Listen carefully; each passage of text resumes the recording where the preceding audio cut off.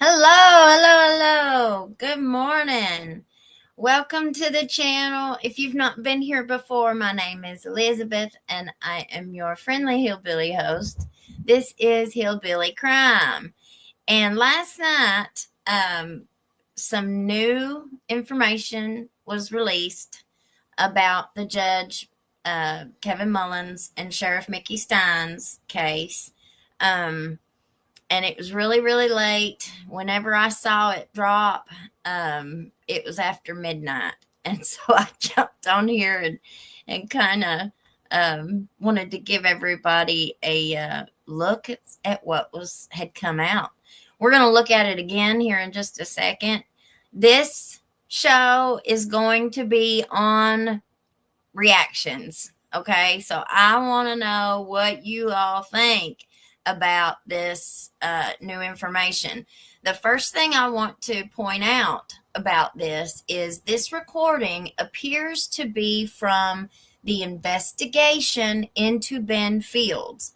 Ben Fields was is the deputy who worked under Sheriff Mickey Stines. He took Stines' place in the courtroom as Judge Mullins' bailiff after Mickey won the election for sheriff.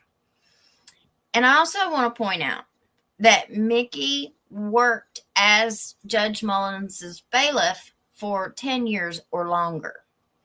So he was intimately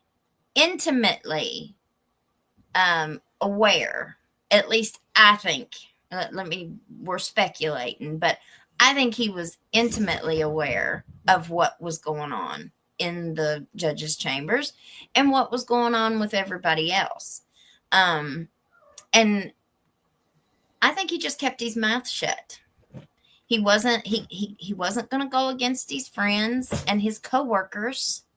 And this is a judge. This is a sitting judge who has a whole lot of power, and he had a whole lot of connections and friends in the legal aspect. Come on in, everybody. Good morning. Let's see. We're going to say hello. Shelly MK, good morning, honey. Laughing Lori. Ooh, I know. This is crazy. But, most of us probably are not shocked at this. I'm shocked that it came out. That's what I'm shocked about. Because, what did I say? This recording was made. They questioned her. This was the victim, too, of this civil lawsuit who is talking in this recording. Okay, she's the one who's being questioned, one of the victims who filed the civil lawsuit. And there was two that I know of, and one of them passed away, apparently from an OD of some kind. But I recently heard that both of them have passed now. I'm not sure about that. I've not verified that. I don't know even how to verify that. So I don't know if she's still here or not. But the one that did pass away that I know of, even though she's gone, her estate is still being represented in the lawsuit. So whoever her family is, whoever will, be responsible for her estate will then, get whatever award they're given. Let's see. Spike Fast Racing. All I can theorize is the judge was going to take down Stines and anyone else if they told about the judge's private encounters and got his family to turn on Stines, and that was the final straw. Well, that's a good theory. Alpha Femme Extine, Christine. Hey, hello, honey. Welcome. If you have not subscribed to the channel, please subscribe and hit that like button. It really, really helps us. And this is my only job now. So I need every view I can get and every like button pushed that I can get. So I appreciate y'all. All right. So let's watch it again. Some of you might have watched it last night, and some of you might have not seen this yet. So we're going to watch this again real fast. All right. Hold on to your hats. Turns out there are recordings about the dead judge that tie him to some very dirty business in that county. A sex for favors scandal that sent a former deputy to jail and got the sheriff, who's now facing murder, sued in federal court. News Nation investigative producer Allison Weiner uncovered these recordings, and she joins me live now. You're such a great producer. I mean, we send you out to dig this stuff up, and then I have to have you on television to report it. What kind of a recording are we talking about, Allison? Well, these are recordings from the criminal investigation into Deputy Fields, the guy that went to prison for the sex for favor scandal. And Deputy Fields was convicted of rape 3, of sodomy, and also of perjury. So the recordings are from his victim. And she subsequently has filed the civil rights lawsuit in federal court. The victim is Sabrina Atkins, and she was interviewed by police about what had happened to her when she was an inmate in Fletcher County in Whitesburg. And that's where Sheriff Stine was working, and also where Ben Fields was working. And these recordings, I was listening to them, and I just sort of stopped and was like, I'm beginning to see that Sheriff Stine's life was coming apart, like sort of one thing, one block at a time. And this was not a good thing that I was listening to. I just want to pause that real quick because I want to point out, if this civil lawsuit had not been filed, then none of this would have even come out. That civil lawsuit was filed, and they included Mickey Stines in that lawsuit because, from what Ned Pillersdorf has said, who is the attorney for the victims, he should have known reasonably, if all this stuff was going on, he should have known what was happening. And if he didn't, then, or he either knew what was happening and kept his mouth shut, like I think he did for the first 10 years at the courthouse, because, where there's smoke, there's fire. And like I've said many times, I've heard rumors about that judge's chambers for years. And so, like I said, where there's smoke, there's fire. Nobody really had any evidence that it was happening. Nobody had come out and said publicly or accused it. It was all whispers. It was all whispers behind the scenes because people are scared. And so when Mickey Stines was named in this lawsuit, and he was the one who was getting ready to lose his job.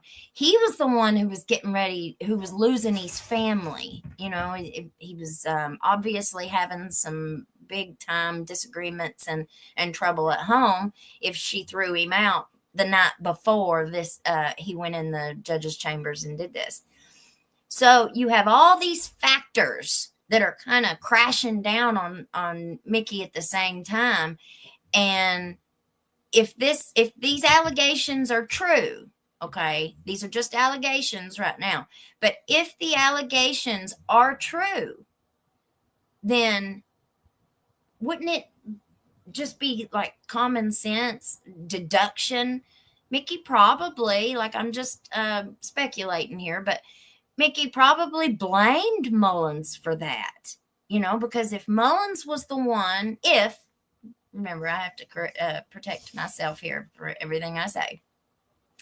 If Mullins was doing this whole time and Mickey had witnessed it and kept his mouth shut, and then when he won the election and was able to remove himself from that environment, right?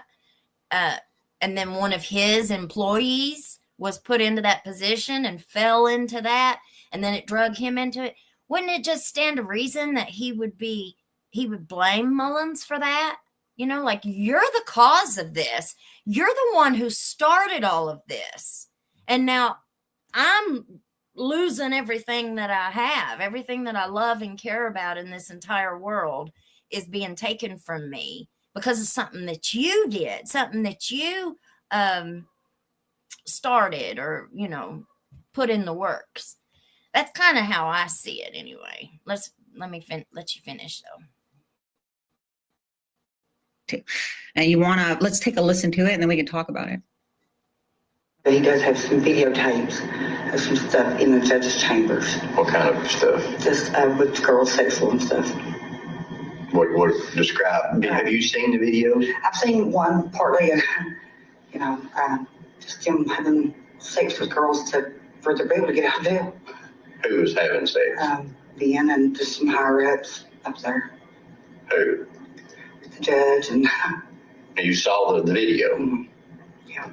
What did you see on the video? I mean, I've seen Judge Mullins having sex with a girl. Who was the girl? I don't know. Because I don't know a lot of people from over there. Where was it at? In his office, in the judge's chambers. Is that the same place that you were meeting Ben? Is that how you know it was the judge's chambers? And this was Judge who? Mullins. Did you hear that? This, like, number one, let me point this out too. What I hear in this recording, and y'all tell me what you think too. Number one, it sounds like he doesn't believe her. Just from my own ears, okay? I don't think he believes her. And number two, like, he didn't even, whoever this officer was, didn't even know who Judge Mullins was. That's what it sounds like. So, if it was an investigator or a police officer around here, they knew exactly who they were talking about. But he was like, Judge who? You know, so, and my question is, the biggest question, the big elephant in the room here is, where was the further investigation? They could have subpoenaed, which I'm sure they did. You know, they had to have subpoenaed Ben Fields' phone records.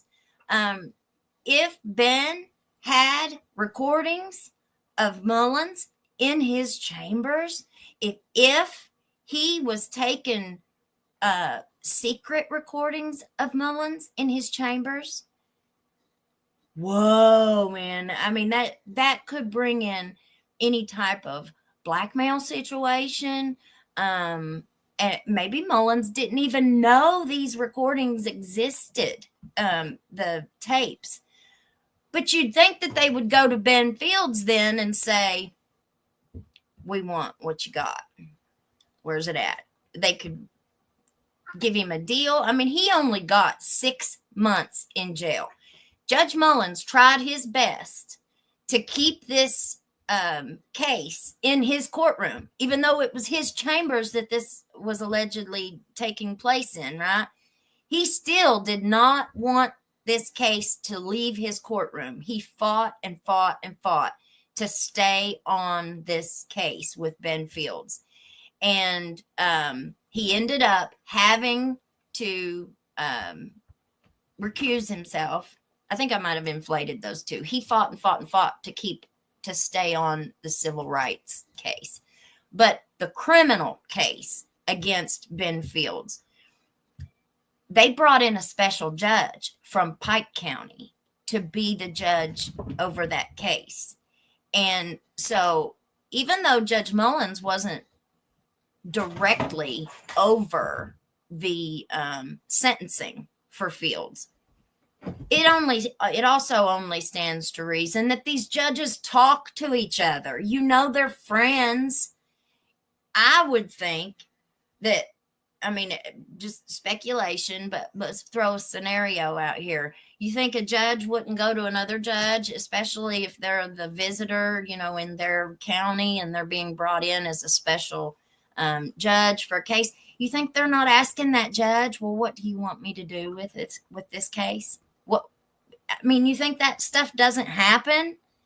I think it does. It's like the same. I have the same questions with jurors. This was something I was trying to say last night, and I was just so tired I kept forgetting what I was talking about. But with jurors, do you really think that they go home at night and they don't watch the news? You really think that they don't talk to their husbands or their wives or their children or their coworkers? Do you really believe that that happens? But if you question any of that stuff, it's like, how dare you question the sanctity of our justice system? I think this is about over, but let's finish watching it. Allison, wow, that's pretty clear. That's her saying Judge Mullins was having sex with these people in his chambers, just like the other deputy. Here's the question I have, because it seemed to me that it became an open secret among female inmates that you can sleep your way out of jail because these men and these higher ups, not the ones necessarily on the screen, this is an allegation only, will have sex for these release favors. That's correct. And by the way, the Sheriff Stines, denied during his deposition, which was a couple of days before the murder, that he had he had any idea that any of this was going on. But the fact is that the plaintiff in the lawsuit, again, Sabrina Atkins, said that she had heard rumors and that you could exchange sex for not having to wear your ankle bracelet. She didn't say that specifically, but for some favors. And let me also mention this. They're not hitting on people like me. You know, when I was down there trying to get it in that circle and get a job and all that stuff, they're not trying to do that stuff to me, okay? Because they didn't want me nowhere around, and it all makes perfect sense now, you know, because I would have shouted it from the rooftops, buddy. I wouldn't dare cover up for nobody for something like that. They go after vulnerable women, young girls, young women, heck, even older ones. It don't matter. Remember what the goal is here. The goal is to have some little quickie in a room and hurry up and pretend like, maybe it's the thrill of not getting caught. Maybe it's the thrill of actually, you know, doing something like that and getting over on everybody and nobody even knows. I don't know. I have no clue what the draw for that would be, but it's sexual in nature, okay? Sex is it's a natural part of life. You know, we are all sexual beings. But there's a line. There is something called morals. There's something called compassion. How you could look at a girl that's in the Letcher County Jail. Because if you've ever been to the Letcher County Jail, there ain't no supermodels down there, okay? There ain't no supermodels in there looking good. They're all coming off of stuff. Like, you look your worst down there. So it's not like anybody could say, oh, well, she caught my eye. You know what I'm saying? So they're going after women who, if it did come out, they thought nobody would believe them.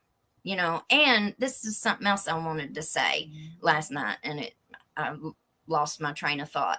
Lawyers, you are only guaranteed a public defender in a criminal trial, okay? So if something happens to you and you need an attorney for like a civil matter, well, and even with criminal matters, no lawyer has to take your case. You know, like if you have money and you don't qualify for a public defender, well, no lawyer has to take your case. You can go and talk to every one of them in town. And if your situation would put them in a bad spot, they're not going to take your case. You know, you have to find an attorney that will agree to even take your case. When I went through my own situation with them down there, I'll just go ahead and disclose this now. I also had to go hire Ned Pillersdorf. He was my lawyer, but he wasn't that nice to me. He didn't like me. He charged me $900 just to write 2 sentences on a letterhead saying that he was representing me. And so they needed to contact him. Well, they didn't. They didn't respect that at all. I went through a horrendous situation down there with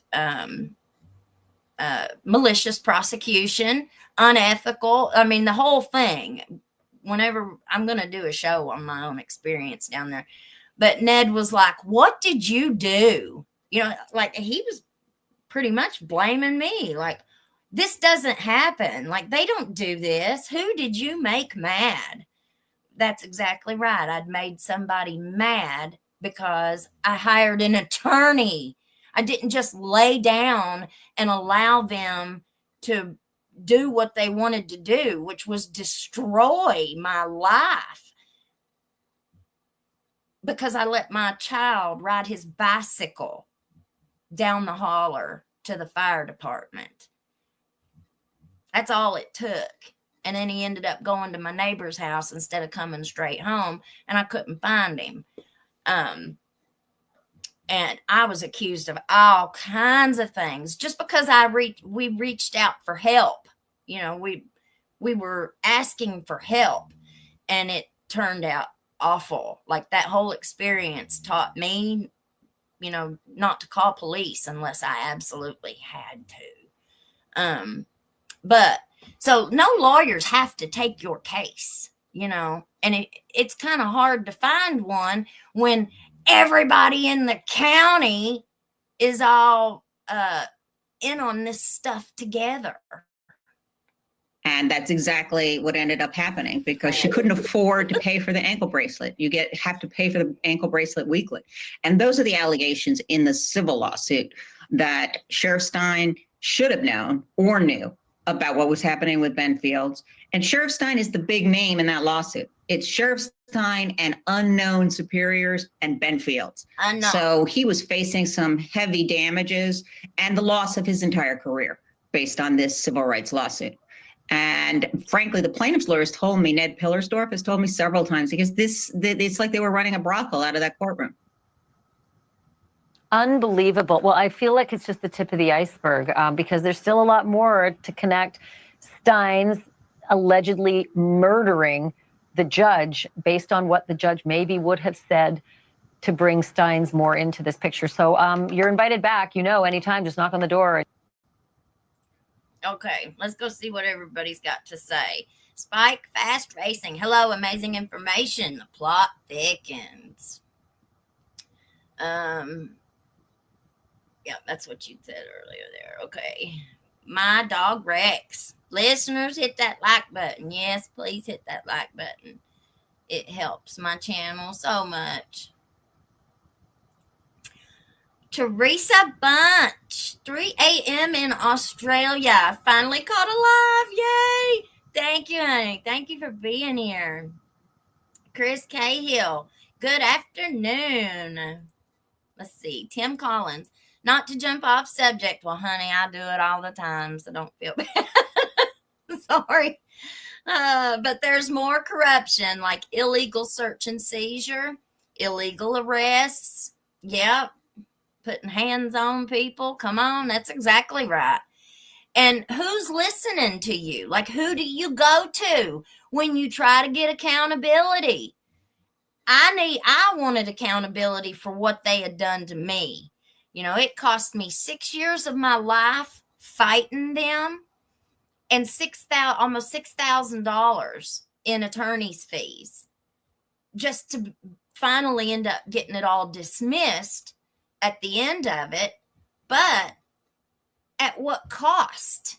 It was a cost I was not willing to pay. I did not want to pay all that. You know, they blacklisted me from the jump with my career. And, everybody just kind of kept me at arm's length because, like I've said many times, I've always presented myself as an advocate for change. People don't want change. I don't care what they say. People get used to control. They get used to power. They get used to running everything. Another thing that I wanted to let you guys know is that Edison Banks, who was the Commonwealth attorney, when all this was going on, I don't know if you all remember. I'm going to pull it up and we'll read the article. But he was the one whose in-home caretaker had gotten arrested with all them rugs in her car and all that stuff. Holy cow. I mean, he was up to it to his ears in all this himself, I believe. Let me get it here. All right, here we go. We're going to pull this one up and read it. Let's see.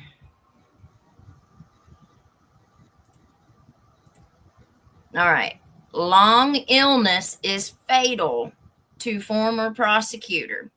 Funeral services for former Letcher Commonwealth's attorney Edison Banks II. And he just ran in this election that we just had.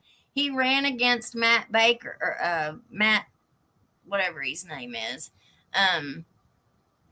And then he passed away right after the election. December 6th, he passed away. And the election was what, November 5th? So he passed away a month after the election, which he lost. But it was neck to neck. And I've seen several different comments on Facebook and stuff, people saying that when they went down to vote, they were all standing out there talking and stuff. And I've seen several people say that most of the people that they spoke to down there at the voting place, wherever they were at, didn't even know that Edison had been sick. Like, they didn't even know anything about it. So it just goes to show you how many people are just not informed, And so that's one reason why I wanted to start this channel, just so, you guys have one place that you can go to get all these updates. And so that's what I'm trying to do. All right. We held Friday, December. Oh, no, his funeral was December 6th.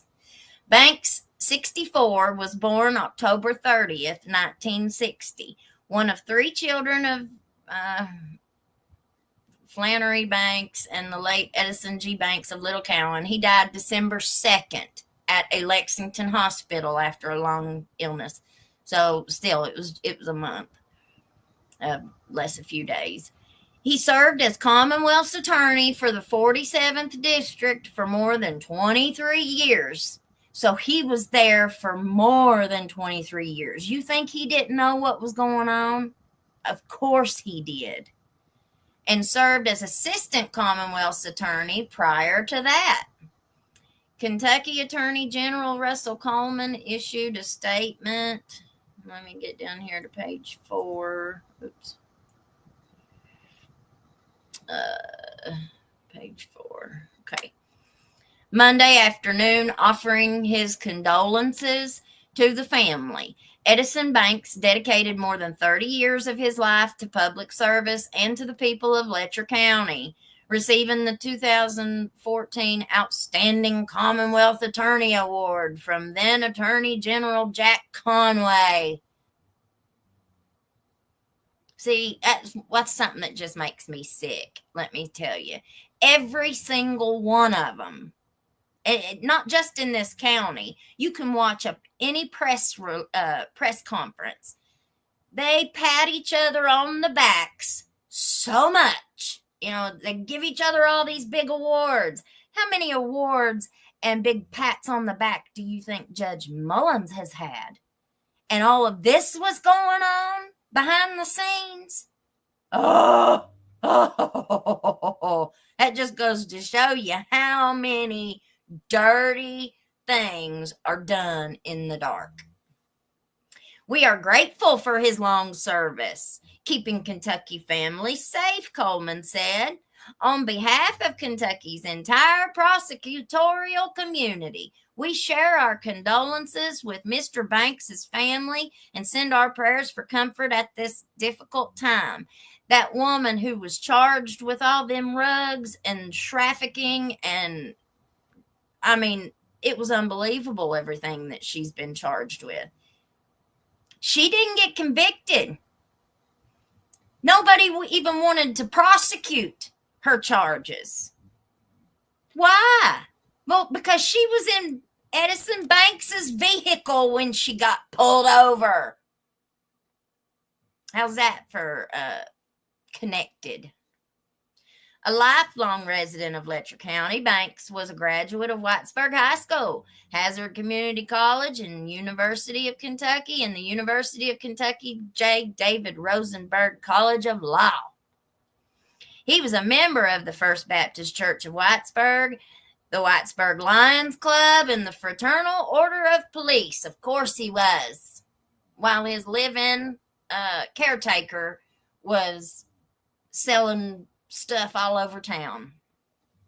Unbelievable. When starting a private law practice with his friend, the late Judge Jim Wood, which is a whole nother can of worms, it became apparent that civil law would not hold Banks's interest. He soon took a position as assistant Commonwealth's attorney and instantly began forging relationships with law enforcement officers. Of course he did. Fellow prosecutors and others in the court system that he would build upon and use throughout his professional life. Yep, those connections. They buy you a whole lot of anonymity, and they also buy you a whole lot of protection. In 2000, he ran for the office of Commonwealth's Attorney for the 47th District Circuit of Kentucky, serving the people of Letcher County. In 2001, he took the oath of office and maintained the position of the county's chief prosecutor for 24 years. In 2014, he was selected by his peers as Kentucky's Prosecutor of the Year. Joke. Joke. Joke. Surviving are his daughters, Christy Nicole Davis and husband Daniel of Hazard, and Haley Blair Sizemore and husband. Okay, well, we don't need to go through all their family. Okay. Oh, I'm fired up today, y'all. I am fired up today. This just blows my mind. The sheriff, my dog Rex, the sheriff did have authority to arrest the judge if he had reasonable cause to believe the judge has committed a crime. But he didn't have the right to be judge, jury, and executioner. You know, if all of this is true against Mullins, and this is just the tip of the iceberg. Remember, this is just one little tiny piece of one recording. That lady said that there's more. This ain't the only one. This is just a little piece that that news store place decided to release. But my question is, why didn't whoever was investigating Ben Fields and who took this recording, the people who made this recording, because that's a police interview. Did they get that? Did that woman get that out of a public records request? We don't have a great, I don't have no great track record of getting any public records in this county. Did she get it from a public records request? Would it have even been in Ben Fields's file? I'm sure it was. It had to be. Why didn't they investigate that further? They could have sent all kinds of subpoenas out, or not subpoenas, but search warrants. They could have gotten search warrants for everybody's phones, for computers, any kind of electronics, for any communications. Well, here this is. We're what, 2 years later? 2 years after the fact? We don't know when this recording was made, but they said it was during that investigation. Well, nothing ever came of it. They didn't investigate anybody else. They didn't go trying to prove or disprove her allegations. Kind of just seems like they were swept under the rug. Let's just put this in the file, put it up on a shelf, and leave it there. And hopefully nobody will ever come looking. Let's see. Alpha Femic Christine, who is interviewing her? That was the police that was interviewing her. That's a police interview. Pinto, hello, sweetheart. Good morning, everyone.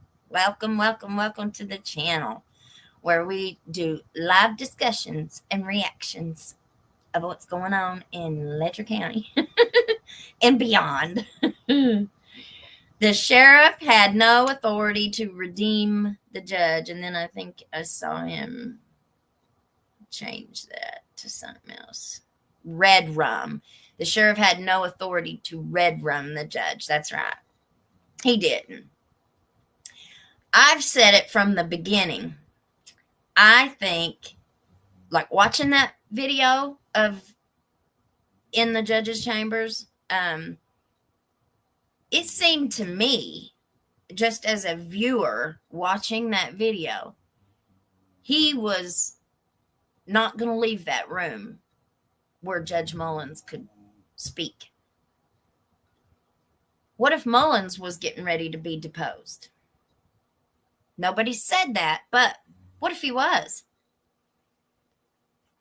I think he was listed in that. I'm no lawyer, so I don't know. I could be wrong, but I think the unnamed co-conspirator, or I forget what they called it, but the unnamed persons in that lawsuit, I think that was judge, just in my speculation. I think that was the judge. Could he have been deposed? Could he have been next to go in and sit for that deposition? What if he tried to throw Mickey under the bus to save himself? Because remember, if Mullins knew, if all this is true, or if this is true, and Mullins was doing all this stuff, he was doing it for years. And so he knew what he had to lose. And it wasn't just his job. That would have been, him and Mickey both. Anybody who was involved in something like this was going to lose everything. They would have lost everything. Your position, your power, your connections. I mean, I'm just saying, I don't know. Removing my comment. Sorry, I don't know. I don't know what comment you mean. Let's see. T-Bell. Good morning, everyone. Did you get jumped on over it? Let's see. I think Sheriff knew he was going to get taken down, so he knew the judge was corrupt and had to be, we just don't know yet. Who had access to the videos recorded in the judge's chambers? Well, the beginning of that recording, that police interview, the witness says, or the girl, the victim, says he has recordings of the judge's chambers. Now, the security camera that we see Stines doing that to Judge Mullins, unaliving Judge Mullins, that security camera was not in Judge's chambers. That was just put in after the Ben Fields fiasco. So that there were no cameras in the judge's chambers that we know of before Ben Fields got caught. So if Ben Fields had video of Mullins having relations in his chambers, there's only two really ways that I can see he would have something like that. If he himself was present and videoed it with his phone or whatever, or he hid a secret record device in there and caught Mullins on camera doing it that way. And Mullins may not have even known that it was there. You know, of course he probably didn't if somebody's secretly doing it. So, I mean, those are just two possibilities, right? But the security camera that we see the unaliving taking place, that was not there when all this SMEX abuse was happening. And it also said in one of the news articles that Ben Fields admitted to having these relations even in the elevator of the courthouse. I mean, is this not brazen? Like it didn't say what time of day this was taking place in the elevator. Was you doing it right in the middle of the day? Did you stop the elevator between floors? I mean, that just blows my mind. Reckon all this corruption is why they keep talking nuclear war threats to keep us hush hush. Oh, I don't know, honey. I've not heard nothing about nuclear. I've had my nose in my iPad for the last 2 days doing homecoming and basketball pictures. Let's see. T-Bell, did she say higher ups? Yes, she did. Is this going to be a list of people, like a P. Diddy list? Well, I can tell you that there's been rumors about another certain lawyer, one of their best buddies, who's a really, really high player in this county. And there have been rumors about his inappropriateness and his perverted pay. Pervy. His pervy ways, allegedly. Oh, you're on fire, Elizabeth. I'm just upset. Like, I am so upset. I'm outraged over it all. You know, I'm absolutely outraged over it all. And that this has been, you know, like we've heard the rumors for many years. And how many times have people tried to come forward? How many times have people tried? I mean, could you imagine being in that position? Like that girl, as soon as it come out, as soon as Ben Fields found out that there was text messages and that there were, that this was blowing up in his face, he went and filed an escape charge on that girl. So I'm sure she was taken right back to jail. You know, that's what you're facing when you're stuck. That's what those women were facing when they were stuck in that position. If I say anything, I'm going to go to prison. And nobody's going to believe me anyway. They've got too much power. They've got too many connections. Nobody's going to come. I couldn't get Pillersdorf to take my civil case because nobody wants to go up against them. Nobody wants to go up against them because if they do, then that's going to ostracize them. And they're not going to give up their gravy train for you, no matter who you are. And when it all starts going down, you see the roaches scatter. There ain't no loyalty then. You saw what Mickey just did to Mullins. The nearby counties have tons of trade agreements between DAs and criminals. Yeah, look, I don't know if I finished saying what I was saying earlier. That judge that came in and sentenced and was over the Ben Fields criminal case, he got 6 months in jail and was allowed to serve it in Letcher County Jail where his wife worked. And then his wife basically gets a promotion. I mean, it's not really a promotion, but they gave her a different job in the courthouse where she wasn't down in the jail anymore. And she's up there with the juveniles. And she still works down there to this day. Is that, one of them, keep your friends close and your enemies closer? Is it, being able to keep your eye on the situation? Is it keep your thumb on the scale? Just blows me away. And it blows me away that this has continued to it has continued to be allowed. So then you've got this new Commonwealth attorney who was Judge Mullins' brother-in-law.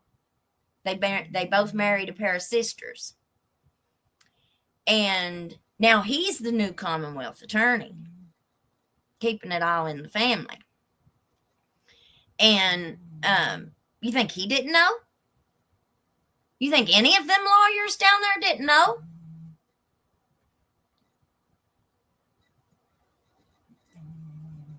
America First, FLL. Good morning, honey. Isn't it funny that Judge Mullins might be the only one to receive justice in his courtroom?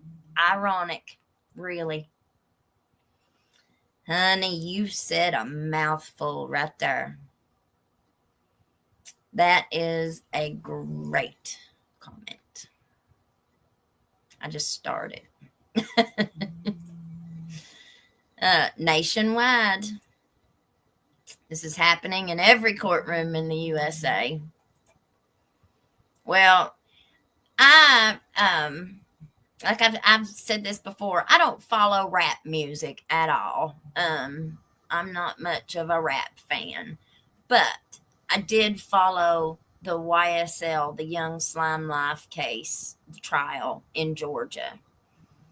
And that was the biggest, longest, and most expensive trial in Georgia state history. And that trial lasted like a year and a half. And it has just now kind of concluded, or it's concluding with all the co-defendants and stuff now. It was a big RICO case, and they had like almost 30 people indicted on that case. That entire trial was so full of prosecutorial misconduct, unethical ethical violations just left and right, at least in my opinion, which I'm no lawyer, like I've said 1,000 times. But I do have a master's degree in criminal justice. So I have a little bit of education. I don't have the experience because nobody'd ever hire me, but I do have a little bit of the academic part of it. So it doesn't take a rocket scientist to know right from wrong, but that trial was just unbelievable. And it's great that a lot of these trials are now being televised, because think about it. All this stuff has been going on in these courtrooms, these closed off courtrooms forever. And if these trials are not televised and shared publicly, then we as citizens, we don't even know what's going on in there unless you get up in the morning and you actually drive down there and walk yourself into the courtroom and stay for the entire case. Right? Because each time you go in there is just for one little tiny portion of the case. So following these cases and these trials is really valuable to us to know what what are our officials really about? Are they about getting to the truth? Are they about finding justice for the victims? Are they about prosecuting criminals and crimes? What about crimes against children? Like we keep, and women that we keep having here in Letcher County. Oh, indicted on 44 counts of sexual abuse of a child.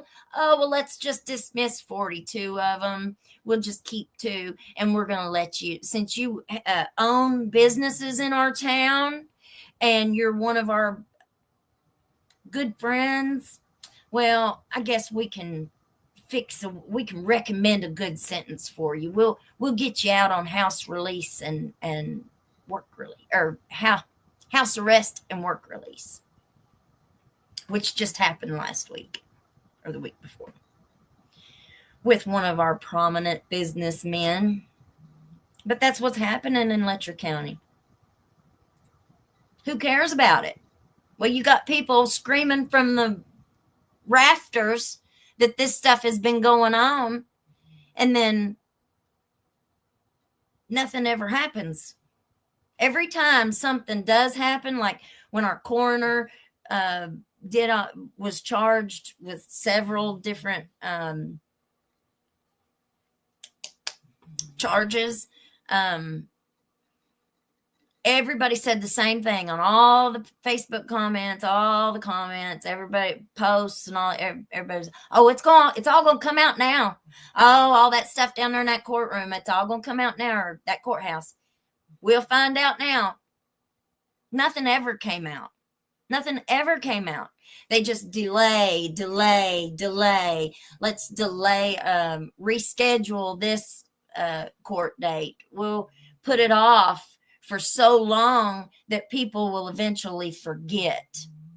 We'll make it so hard and so difficult for people to follow the truth that they'll just give up. Because that's what happens.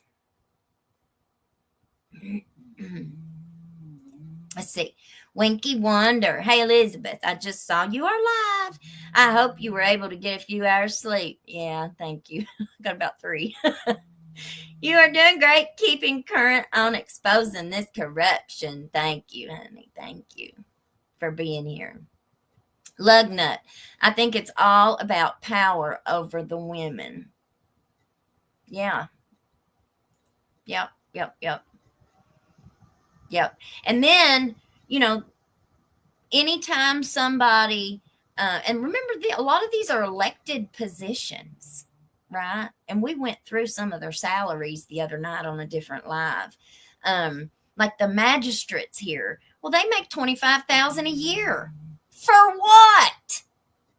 We might have a couple good magistrates around here that get out. Like I've seen them out at, or they post it on Facebook. I ain't physically seen them with my own eyes, but we've got a couple that'll go out on snowy days and make sure that the roads are clear, and stuff like that. But I don't think they're actually out there in their own vehicle removing the snow themselves. All they're doing is like directing and navigating the work release people and the road department or whoever's job that is to do that. But I mean, if you were elected a magistrate, well, that's a salary that would at least be survivable. Like you could live on $25,000 a year easy and not have to work another job, especially if you was just by yourself. But you think about that. So if somebody has that elected position and somebody comes to run against them, well, it only seems like it'd be common sense. And often around here, that becomes your biggest enemy because they're trying to take your payday. They're trying to take your job. And we have seen several different instances in Letcher County where people have put their name in a hat for a certain position, a certain elected position. And after it was announced that they were running, it wasn't no time, and big serious charges were levied against them, criminal charges. That happened not too awful long ago with a man that went to my church. They said that they had all this evidence against him, all of this, like, I forget what the name of it is slipping me, like on his computer, like they had went through his computer and stuff like that. And they said they had all of this digital evidence. That's it.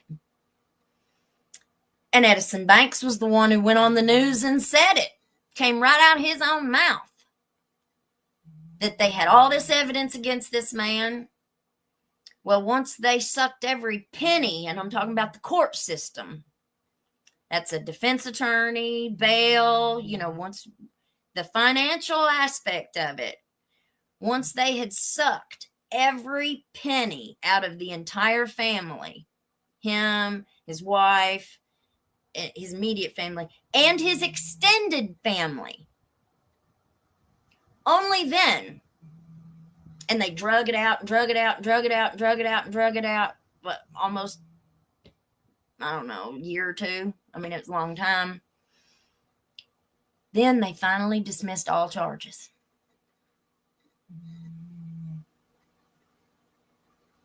Dismissed all charges? Well, that means you never had any evidence to begin with. They never had what they said they had. Now, I personally think those kinds of things are crimes. Like if you're doing that for any purpose other than really trying to get justice for a victim, or really, trying to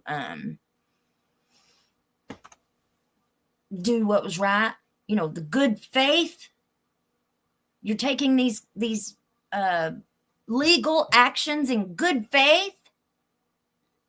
That's why you have immunity, is because everything's supposed to be in good faith that you do. That should be criminal. These attorneys, like the P. Diddy attorneys, I know I keep bringing that up, but it's just so relevant.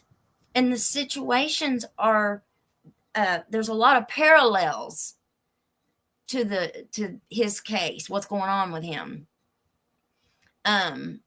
There's just so many parallels.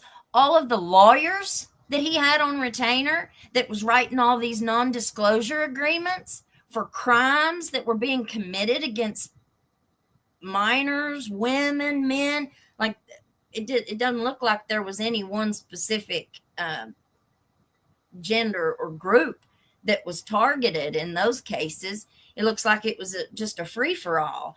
Whoever had the misfortune of interacting with him and his circle in any way, shape, or form was a potential victim, is what it looks like to me. Allegedly, let's put allegedly in there.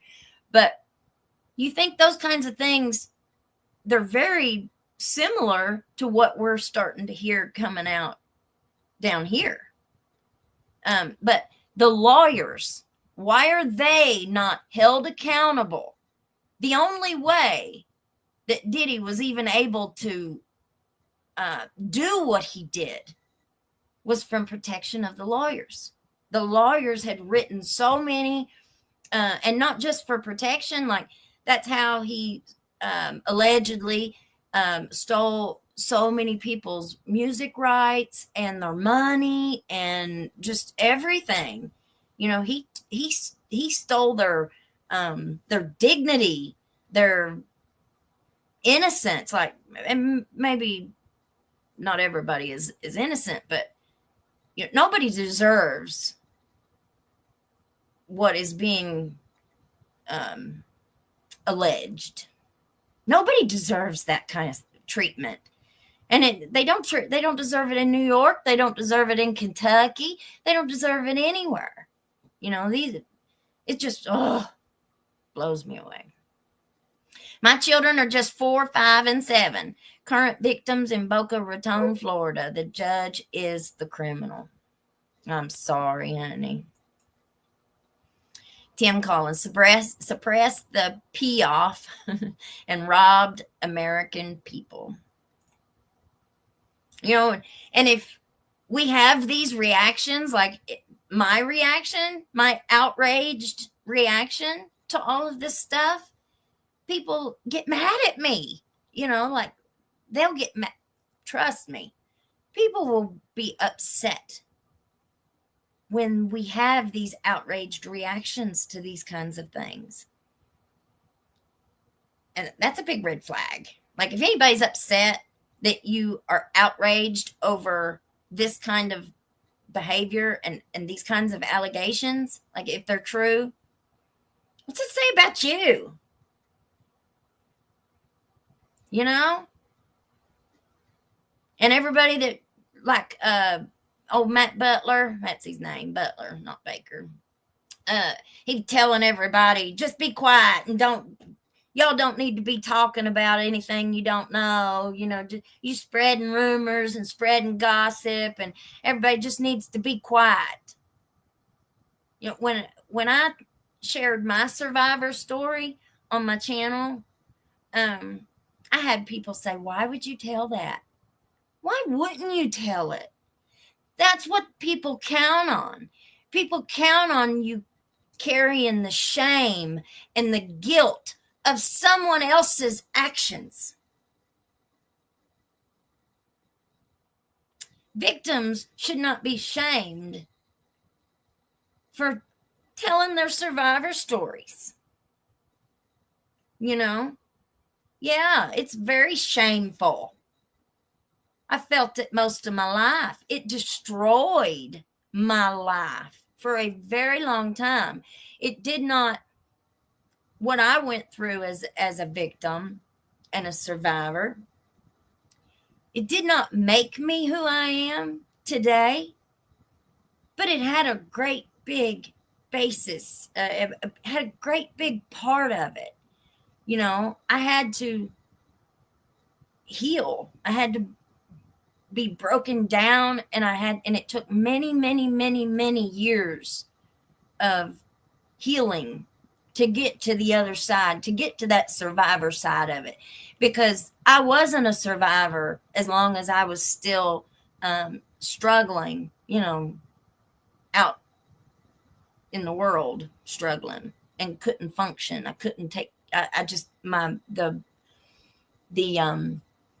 emotional damage and the scars that people carry with them for the rest of their life is, you know, sometimes you need a support group. You need support. You need to be able to talk to people. You know, that's a big thing with therapy now. You know, there should not be a stigma against mental health treatment. But so many different places use it and abuse it. Because, I'm going down different rabbit holes, but it's all connected. Then you've got the Medicaid fraud. You've got people that are pushing all this treatment, these counselors on you. Well, not everybody can be a counselor. Not everybody's a good counselor, you know. And so it's just, well, we want you to have counseling 3 times a week. Well, they're not doing, my opinion, they're not wanting you to have counseling 3 times a week because that's going to help you in any way. They just want to be able to bill that Medicaid for three times that week, you know, or whatever. That's just how I kind of see it. With like a lot of the medically assisted treatment facilities and stuff they would make you have mandated counseling with it. But it was all just a big financial hubbub, you know. It was just all about money. It wasn't about helping people. It's all about money. And you got to see how ARC, like with the stuff with Judge Mullins and our Letcher County Courthouse, you've got the preacher down there. Leopards don't change their spots, y'all. They don't. And it's real easy for people to put on a good face put on a mask. But they can't keep that mask up forever. Eventually, it will start to slide and start to slip. You just kind of got to look at how all of this stuff is connected and follow the money. Follow the money.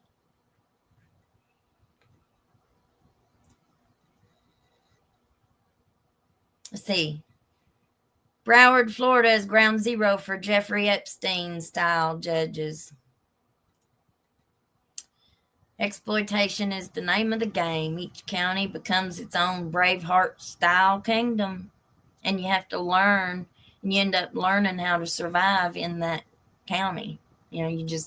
People have to have jobs, and people don't like rats. Cops don't even like rats. And that's the way it's looked at. If you come forward or you tell anything, you're just a troublemaker. You're just ratting somebody out.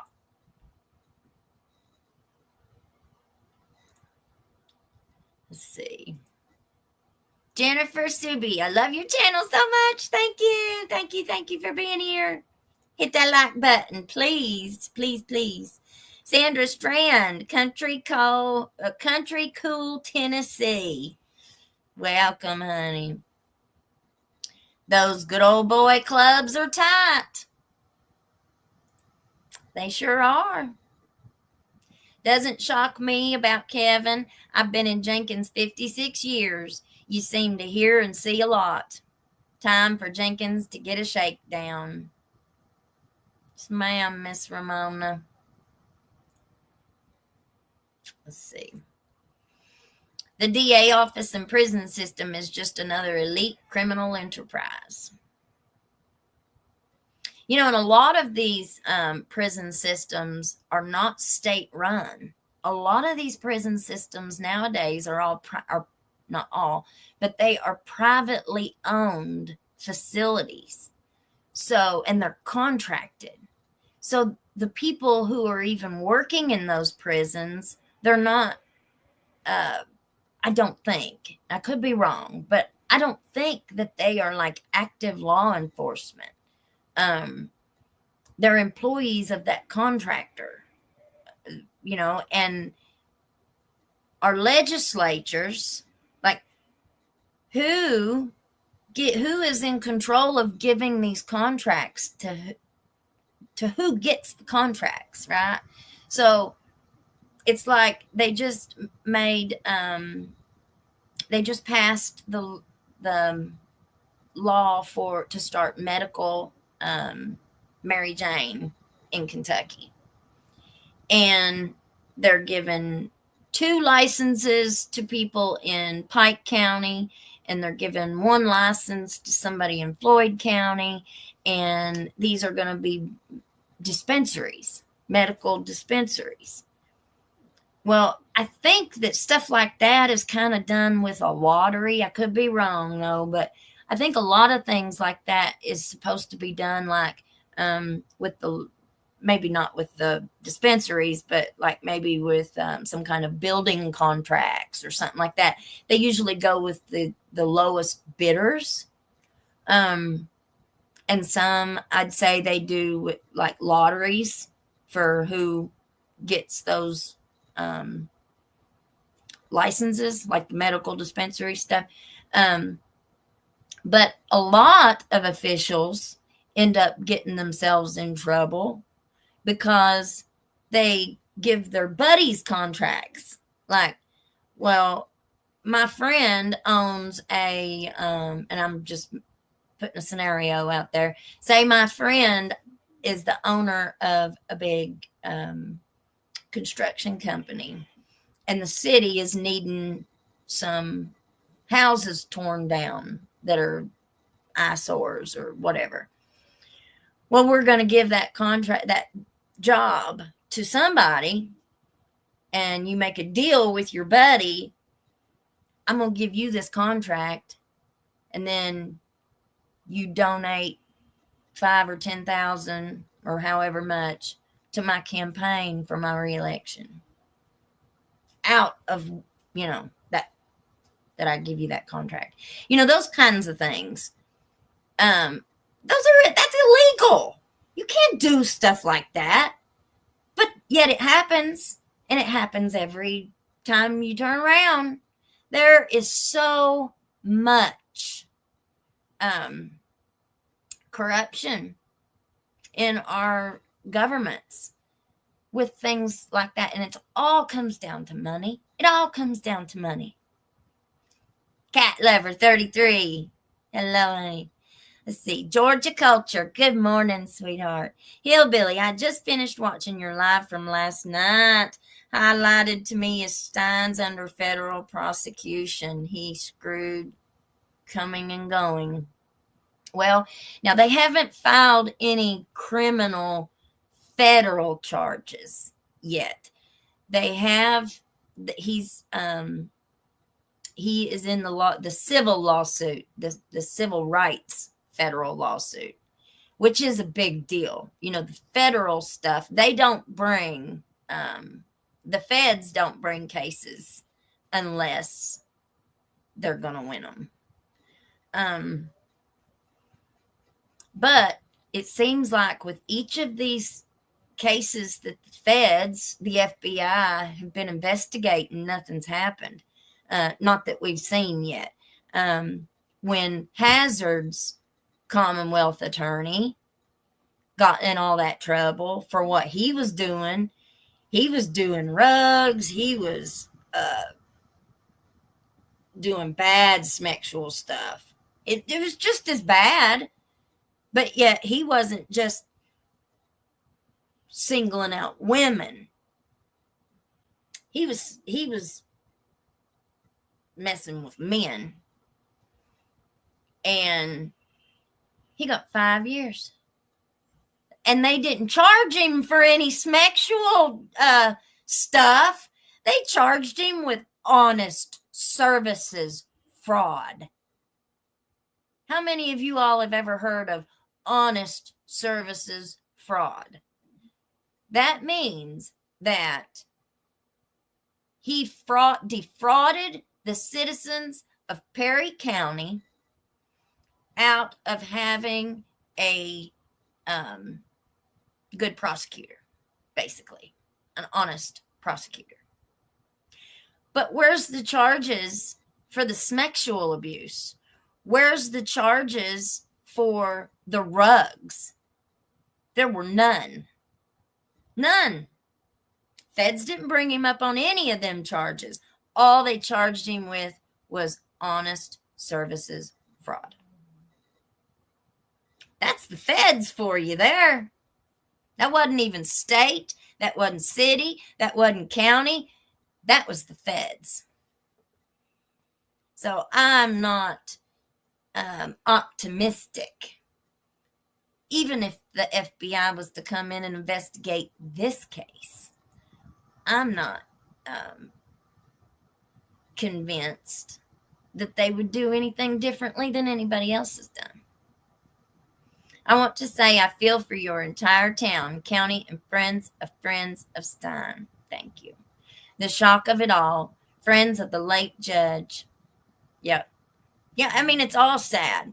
Even if Mullins was doing what he's alleged to have done, he didn't deserve to be, what happened to him. I mean, two wrongs don't make a right. You know what I'm saying? Two wrongs don't make a right. If he was doing what he's accused of doing, he should have had to pay for it. He should have had to suffer the shame, the guilt, the community reaction. He should have had to suffer the same things that old Ben Fields went through, because it wasn't really too awful bad on Ben Fields. He got the deal of a century. For what? Because it doesn't appear that he turned state's evidence on anybody. It does not appear that he gave him a bigger fish.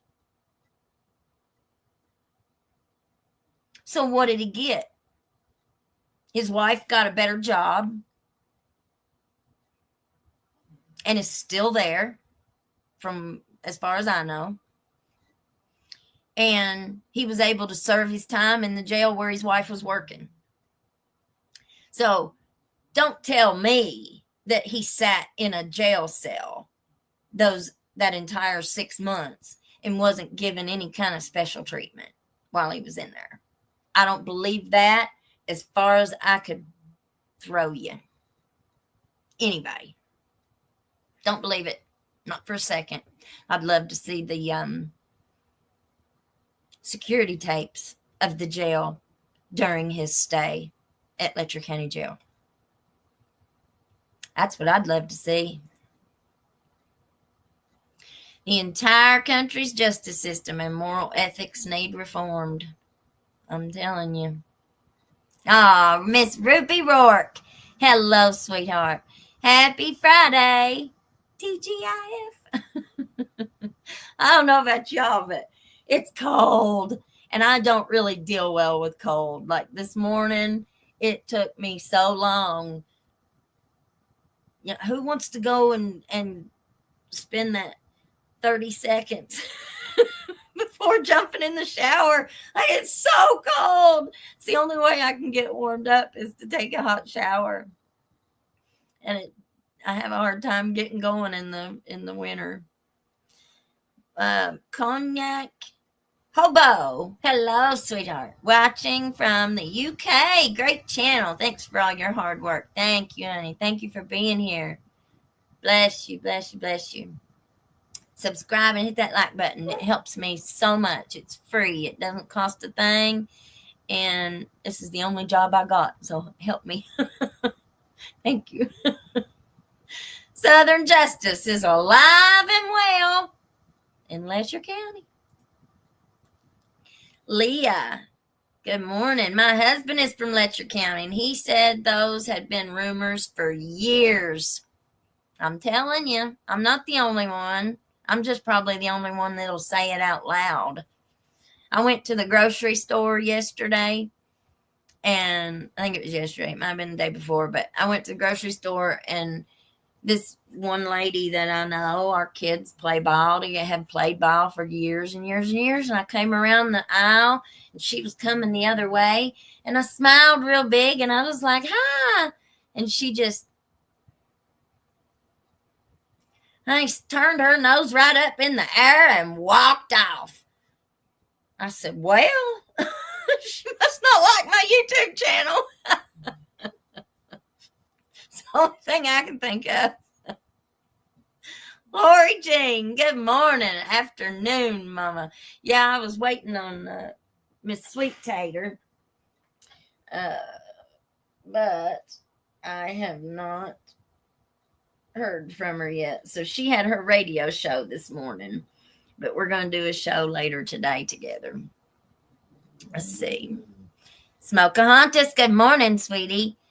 So thankful I was able to catch this live stream. I hope everyone's doing well today.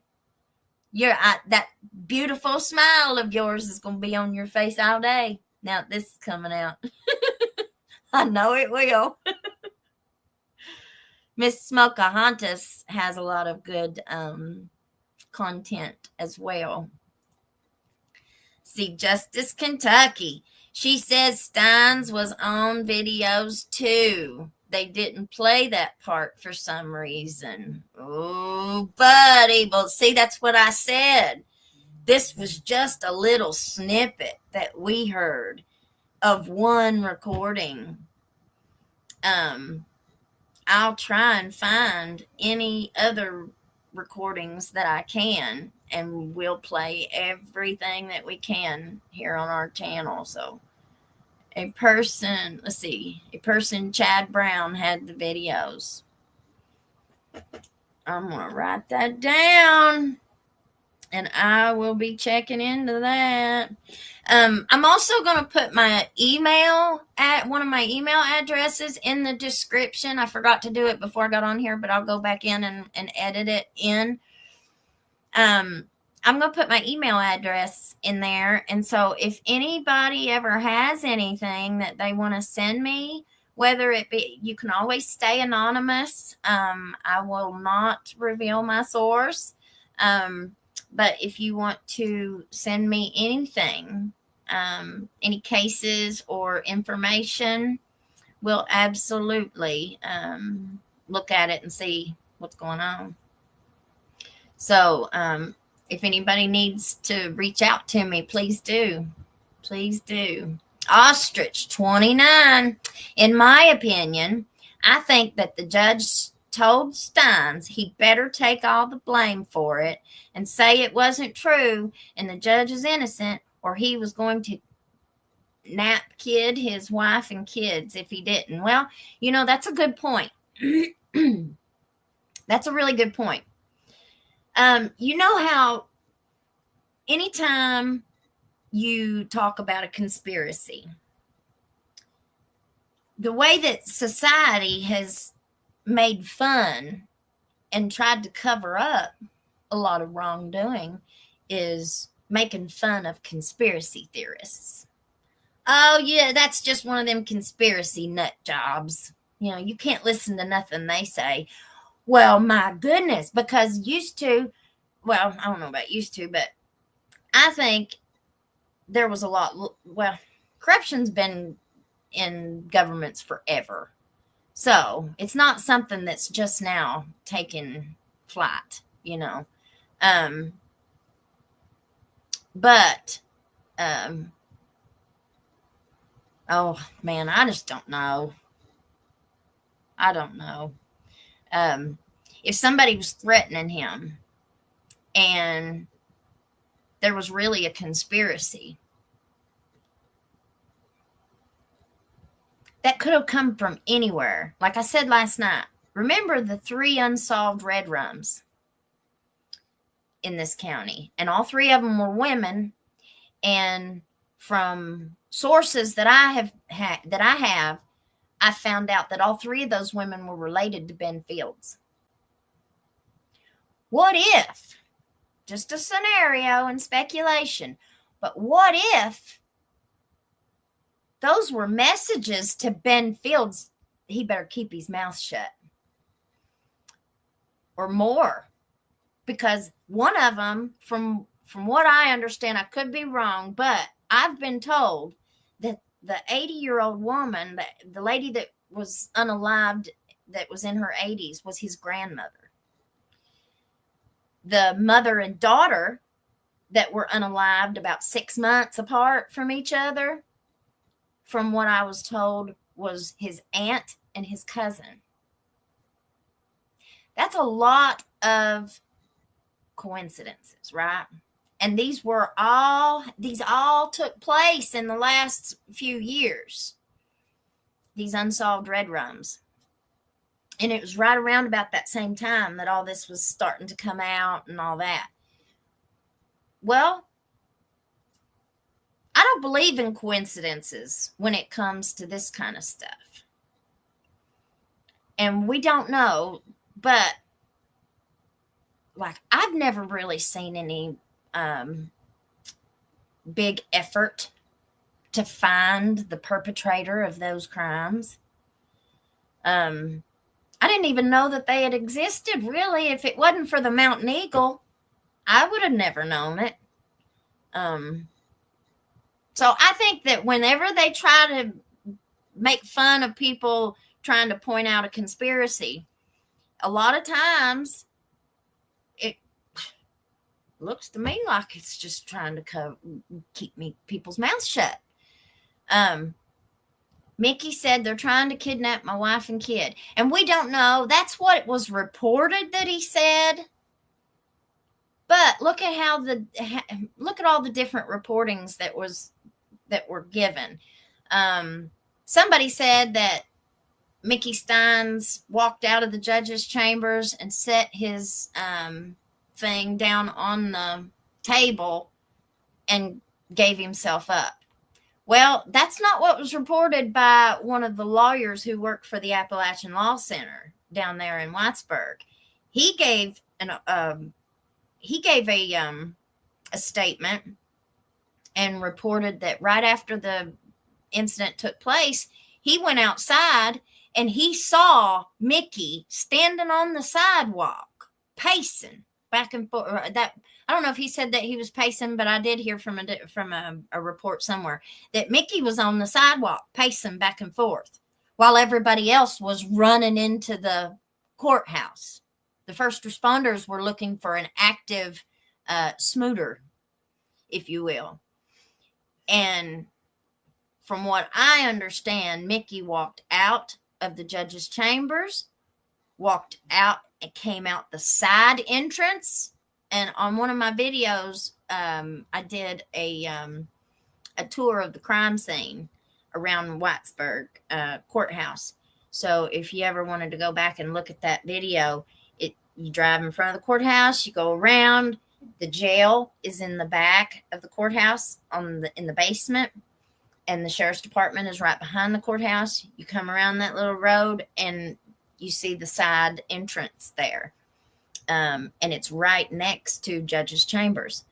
And from what's been reported was that Mickey came out that side door and then walked up onto the sidewalk, and everybody else was going in the front door looking for an active smooter. They didn't know that they were looking for Stines. And so I've heard some variations of how Stines gave himself up. So we don't necessarily know if those exact words were said or not. Like I think context matters a lot. So we want to be pretty accurate with his quote. But how can you trust what they're reporting? You know, even if it was a little variation, could have a totally different meaning, you know. But so we don't know if there was obviously something that Mickey was wanting to talk to the judge about, because at that lunch earlier that day, it was reported that Mickey started to say something in front of people, and Judge Mullins stopped him and said, "Oh, do we need to talk in my chambers privately? Come up and see me after lunch."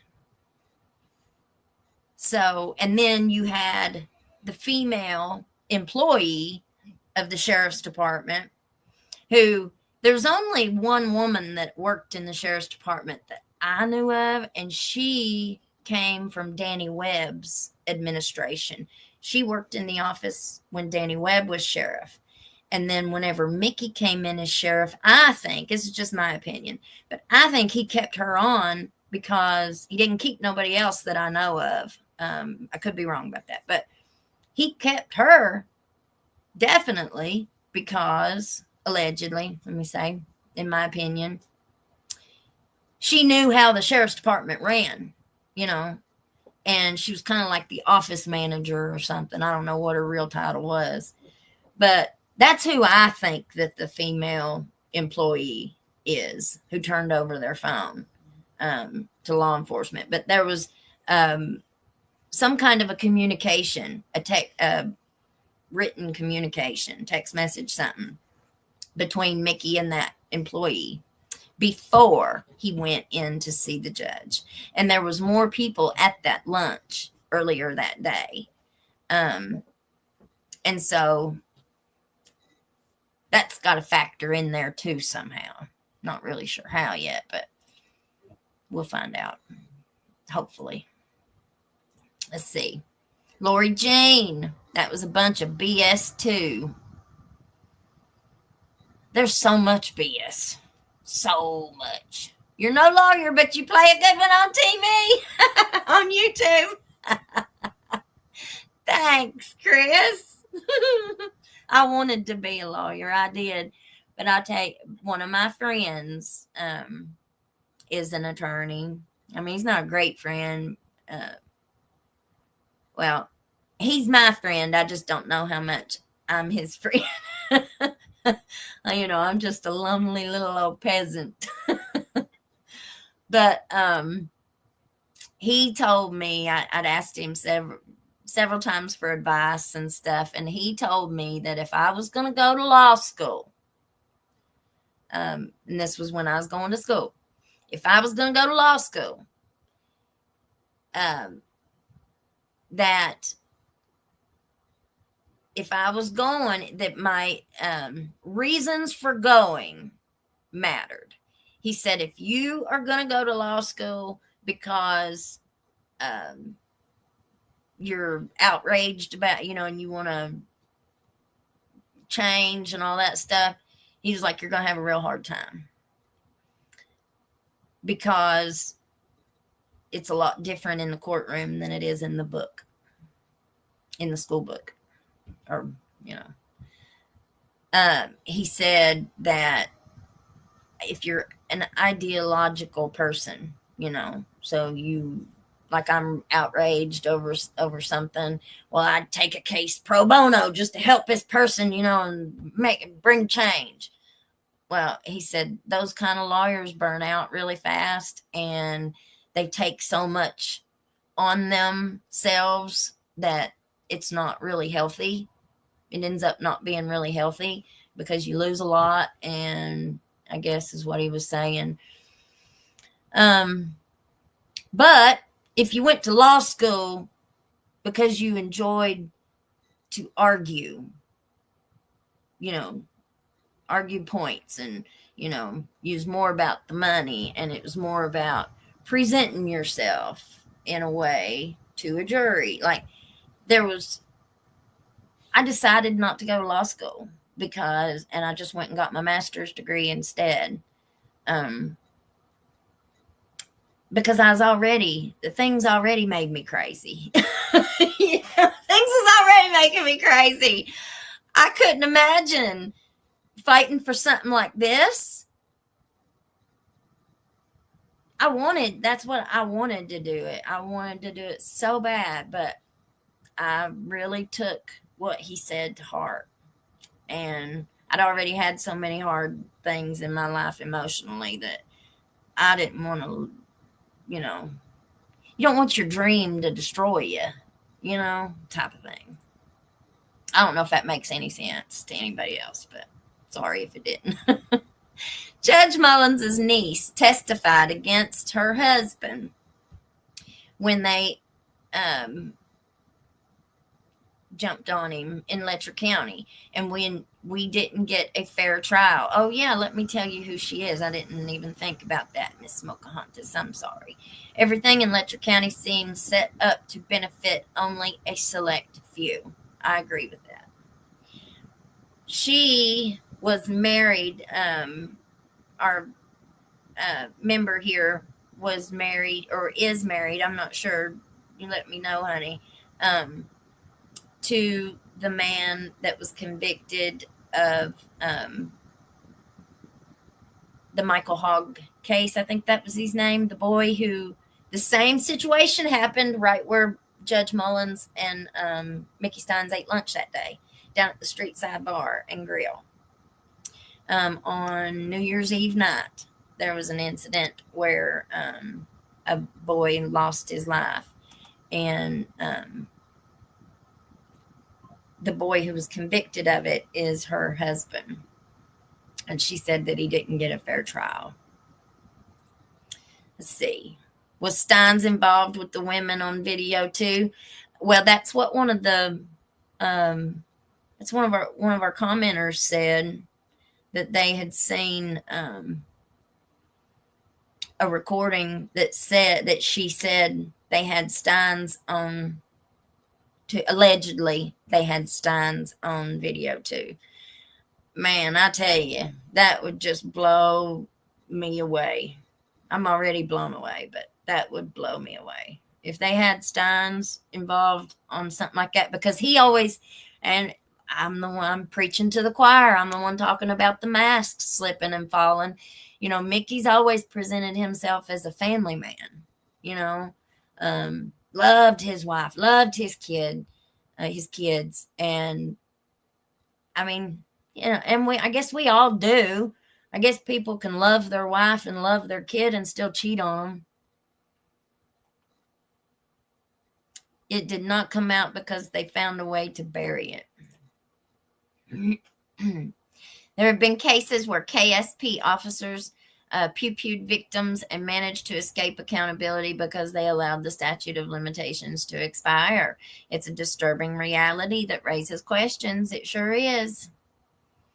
Delay, delay, delay. That's the tactic here. Delay until people either forget or they go away.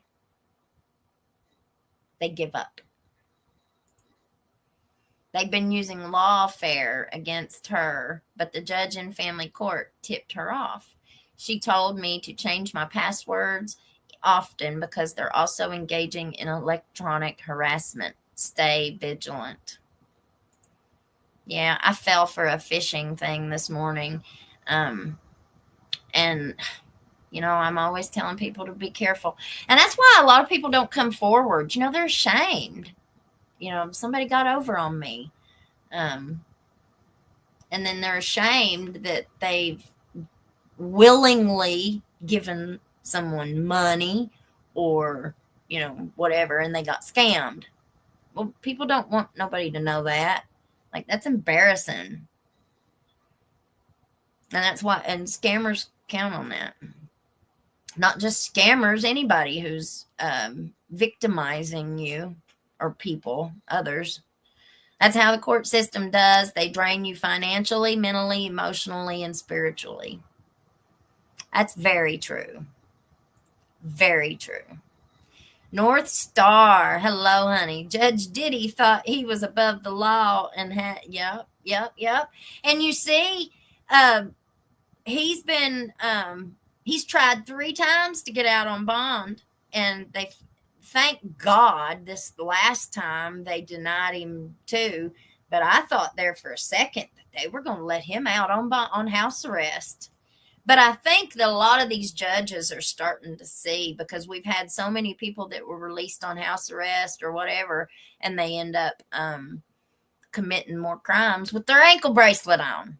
You know, well, if this person had been monitored while they were out on house arrest, you know, this other person wouldn't have lost their life.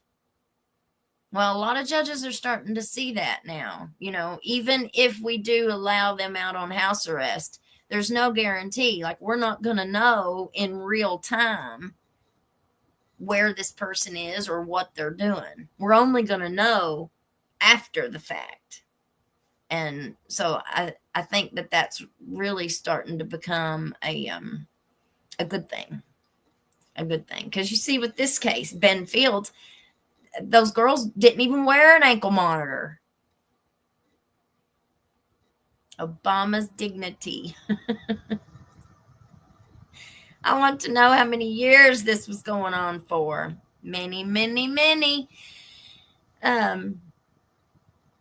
Jim Woods was a judge before Mullins and all this. And I heard a whole lot of bad things about the courthouse and the court system back in those days too. So I've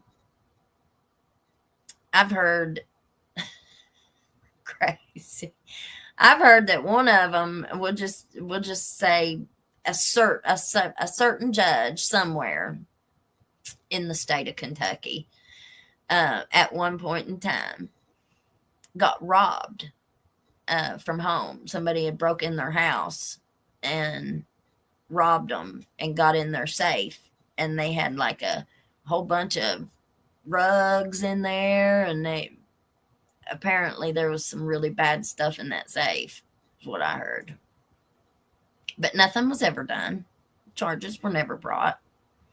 You know, people's, look how many times officers, police officers, teachers, anybody is caught doing something. A lot of times they'll let them go ahead and resign or retire.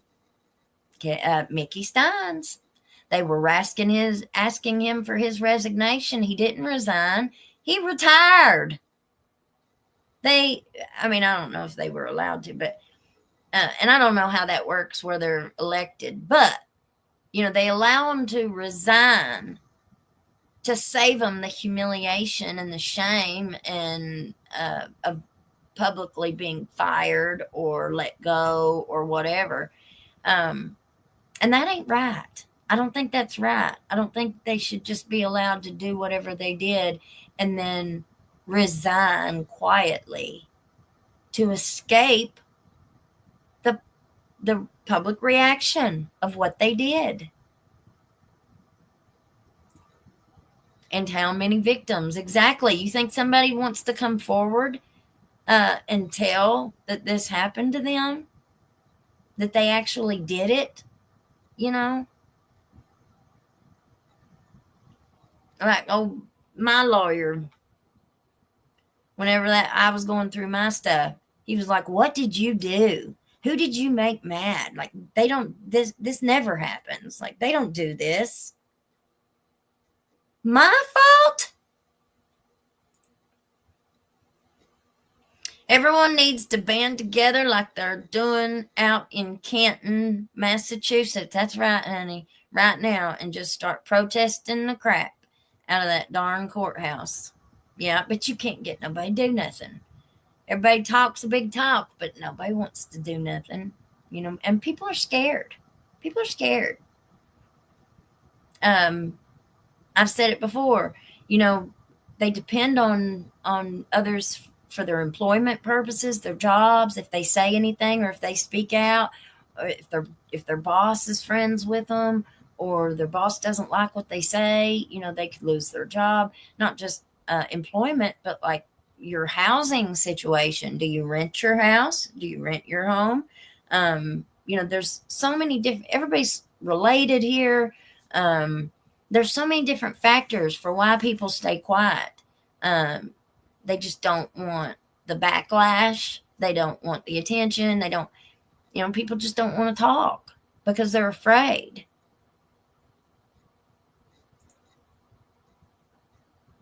I finally had to just give my fear up. I was afraid too, but I kind of thought about it and I was like, they weren't my friend anyway. They weren't my friend before. They're not my friend now, and they sure ain't going to be my friend in the future. So why would I be afraid to speak out against what's going on?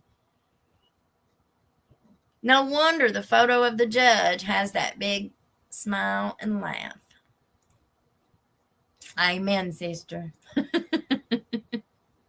hello, Heather Bates. Just love you. Well, we love you too. Thank you for being here. Thank you, thank you, thank you. Smokahontas says, I'm Pike County's biggest troublemaker. Well, being an advocate always makes you a target. And I didn't know that. Everything I've ever learned in my life, I've had to learn the hard way. I couldn't listen to nobody. I had to find out for myself. And that's true. If you are an advocate for change, if you're an advocate for victims, real victims, you put yourself in a position to become a target. And anytime they see you out, they can pull you over. They can harass the crap out of you. They can blacklist you, make sure you never work in the county, in their field. I'm still shocked at what our school resource officer said down there at that city council meeting. She said that when she applied to work as a police officer here in Jenkins, that because she filed a civil suit against Mickey Stines when he first became sheriff, because she had campaigned for a different officer in the election, and she didn't campaign for Mickey. She campaigned for one of his opponents, who was also a police officer. And when Mickey won the election, he got rid of her. He didn't keep her on at the sheriff's department. And she filed a civil lawsuit against him. And I don't know what happened with that lawsuit. I don't know if it was just dismissed. I don't know if it was settled. I have no idea. It never did come out, really, what the outcome of the lawsuit was with her. But she said out of her own mouth down there at the city council meeting that when she applied here at Jenkins after Mickey had let her go, that they told her, oh, well, I don't know, man, because you might have to call Mickey. If you get in trouble and you need backup, we're not sure that Mickey would come and back you up. He might not send you help, And the look on her face when she told the city council that, and that was the mayor and the city council's decision there, So she was speaking to whoever had said that to her, which was pretty obvious, but that's not fair. That's not fair. We're not going to hire you because he don't like you. You had a problem with him or he had a problem with you, so we're not going to hire you. I mean, that's just the way that it goes around here. She is our school resource officer now, and she's a great one. We love her very, very, very much. She's a great officer, and she's a great member of our community. I love her. These good old boys clubs, they don't let women in. We see what they do with women. It seems like women are just a joke to be used and abused. It was done by lottery, and they gave these job opportunities to out-of-state growers. That does not surprise me. That don't surprise me one bit. They had to meet certain requirements to participate. Yep. I figured that. But see, this is the way that Virginia, this is the way that it got. I'll let this little cat out of the bag. Virginia passed a law for recreational. And I think, I'm not too familiar with it, but it lets everybody have up to a certain amount every day or something like that. So the way that the shops are getting by in Virginia, they sell stickers. So you go in, and they've got a whole store. It's a store. They got cash registers and everything. But what you're buying is a little sticker. So you can go in there and spend $150 and they give you your stuff, but they give you your $150 worth of stuff, but they also put you a sticker in there or 2 stickers or whatever it was. And that's how they get by. So these stores, they don't have no license to do recreational Mary Jane. They sell stickers. And then they're giving you this amount that they're allowed to, that, under that certain threshold. That's how that works. And so you end up having a whole bunch of places that don't go by the rules, which I'm not downing. I'm just saying that's how it works. David Parker. Yes, ma'am, you are absolutely right. Law enforcement has done me very wrong. My sister was married to Dusty Holder when the girl went missing in Kaler, Kentucky. Oh, I'm so sorry. Wow. I'm going to look into that. Let me write it name down. Dusty Holder. I'll check into that and see what that one's about. FBI is the last agency I would trust. Well, I just saw this morning that the FBI came into a hotel, and this man was originally from Russia, but he had been here since like 1982.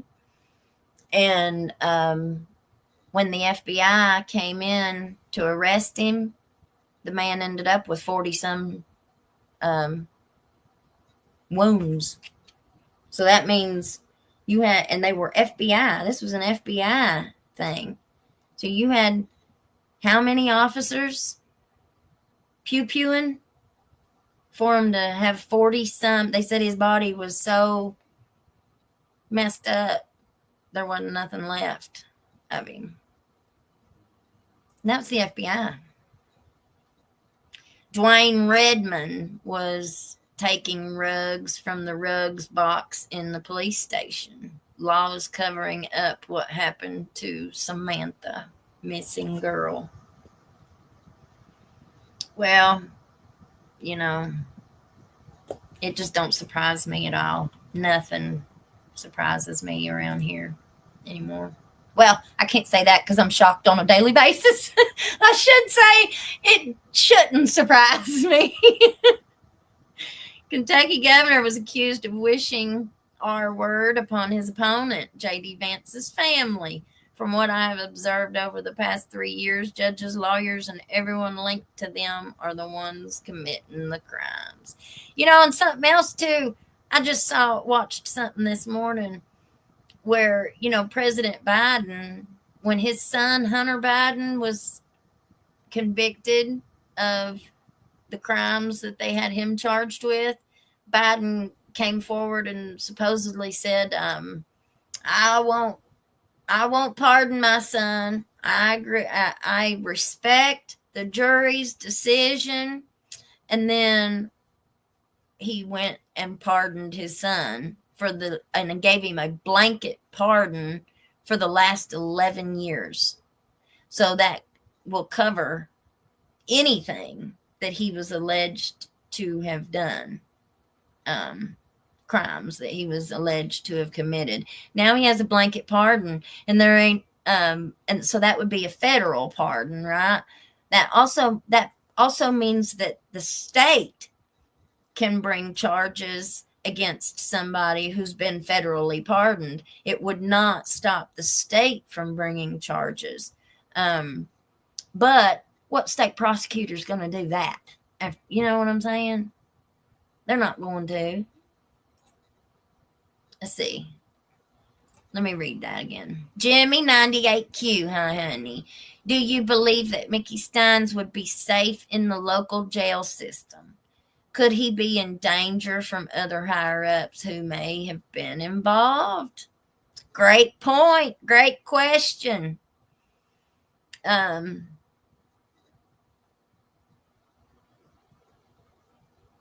No. I think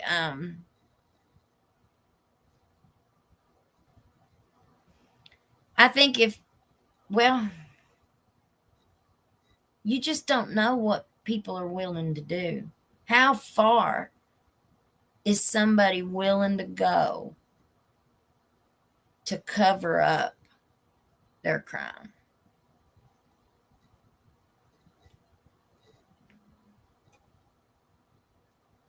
So that's, I don't know. I don't know. Asia Roman, good afternoon, honey. Good afternoon. Thank you for being here. Belligerent Cuisine, I have a question. Does anyone know why Stein's wife kicked him out of the house? No. Nope. But that was kind of what I was alluding to earlier. That's a factor, right, in all this situation kind of coming to a head the day that it happened in the court, in the judge's chambers with Mickey. Could it have been because of the lawsuit? Could it be true that he was participating in this behavior? And the deposition may have made him be quite honest with his wife about something. I mean, I'm just speculating. I'm just guessing. I'm coming up with some scenarios. Because I think he saw the writing on the wall of what was coming from the questions that were asked at that deposition. He knows that no lawyer asks a question that they don't already have the answers to. And maybe by the way that they were phrasing, that they were wording questions, the way that they were asking him questions, he's been around the courtroom his entire adult life, so he knows what's going on. He sees the writing on the wall. But what if he started figuring out, wow, they know a whole lot more, and that it's only going to take a short period of time before, or if they talk to the wrong person, they're going to know more. You know, like these are all possibilities. And then maybe he went home and said, listen, I need to tell you something. I need to kind of prepare you for what's coming. I mean, he could have. It's a possibility. Or maybe she heard something else. Or maybe they just weren't getting along. I mean, who knows? Who knows? But I think it's every bit connected. I don't think that any of it's coincidence. All government officials have been neglecting their duties over the past 4 years, knowing they wouldn't get in trouble for it, and they took it to extremes, in my opinion. Oh, absolutely. Like, we all know that anything you write, or at least we should, as much access as we have to the internet and to these trials and law enforcement and all this stuff, people ought to know that they're going to look back through your text messages. You know, maybe it's not too smart to be texting the victim sexual stuff. You know, I mean, that's pretty stupid, but people are so brazen and they're so confident that they won't never get caught. You know, do you think Ben Fields even thought he was doing anything wrong? I think he just thought he was following the leader. Shoot, man, everybody else is having a good time. I might as well get me some of the action too. That's why so many times I say it all the time. These departments, the culture, the working environment, the culture that is laid out in that organization comes from the top, baby. That's from the top down. And if you allow, you know, if you got a whole bunch of bad cops, if you got one bad cop on your roster, that's under you. You're the one that's over that. You're the one responsible for that. You know, and there's always whispers. Like, we've heard whispers about the judge's chambers. There's whispers about bad cops too. You know, and I mean, why would one cop cover for another bad cop if they weren't bad too? If they weren't worried about something that they had done being revealed? You know, that's why I'm saying I think there's so much. I got something on you and you got something on me, and we all got something on each other. So if anybody speaks, we're all going down. Gary Coomer, hello from Elizabethtown. Hello. Welcome to the channel. Did you hear about how the officials of Letcher County and neighboring counties were using seeking arrangement site to find and solicit the girls in the area? I have not heard that yet.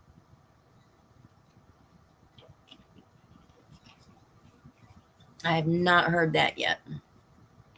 But wouldn't surprise me.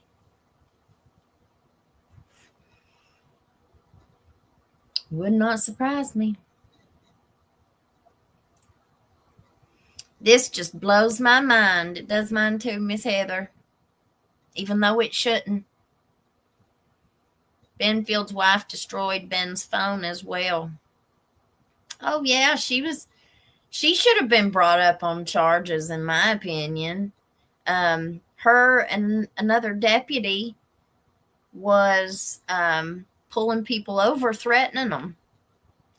And one of the women, allegedly, let me say that, allegedly. And then that same officer who was pulling these people over, allegedly, resigned from the sheriff's department right after Mickey went in there and pew-pewed Kevin.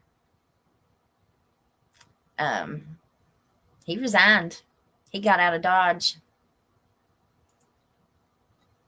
Who installed the camera in the chambers? Who has access to videos? Did Judge know about the cameras? Oh, yeah, everybody knew about the cameras. The camera was put in after Ben Fields was caught, convicted, and all that. The cameras just went in not too awful long before this happened. I don't know if it was a matter of weeks.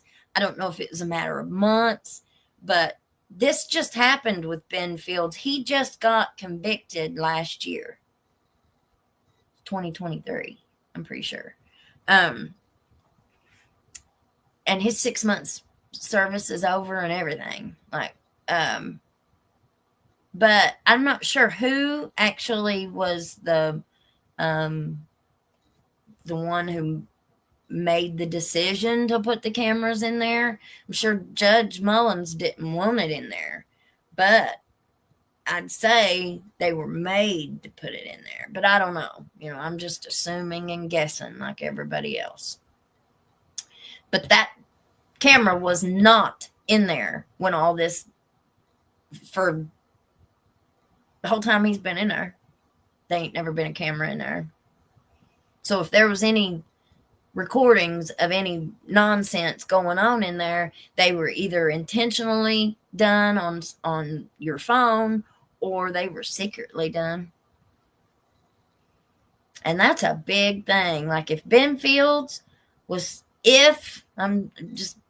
Ben Fields was secretly recording the judge and law enforcement, or intentionally recording, even with judges' knowledge, where are those recordings at? And the police ain't tried to find them and tried to uncover them? No, they ain't going to. Because if they look too hard, then they'll find stuff, and they don't want to find stuff because everybody's got something on everybody. They might lose their big job. I mean, you just don't know how far this goes. And in my opinion, if you've got a whole circle of dirt bags, if I've always heard, if you're not dirty when you go into office, you are by the time you come out, because it's all learned stuff. You get in these environments and you get desensitized to it. I mean, if all your coworkers are drinking Mountain Dew at lunch and I come in one day and I forgot my sweet tea and I see that they've got pop over there and I need something to drink, but I don't have that. Well, I might drink their Mountain Dew. I might take one of their Mountain Dews and try it. I mean, I know it's kind of a very PG PG comparison, but it fits. The shoe fits. Let's see. And one of the nearby counties' high official hired a girl who was in jail to be his personal live-in home nurse. And she used his car to do. Yes, that is our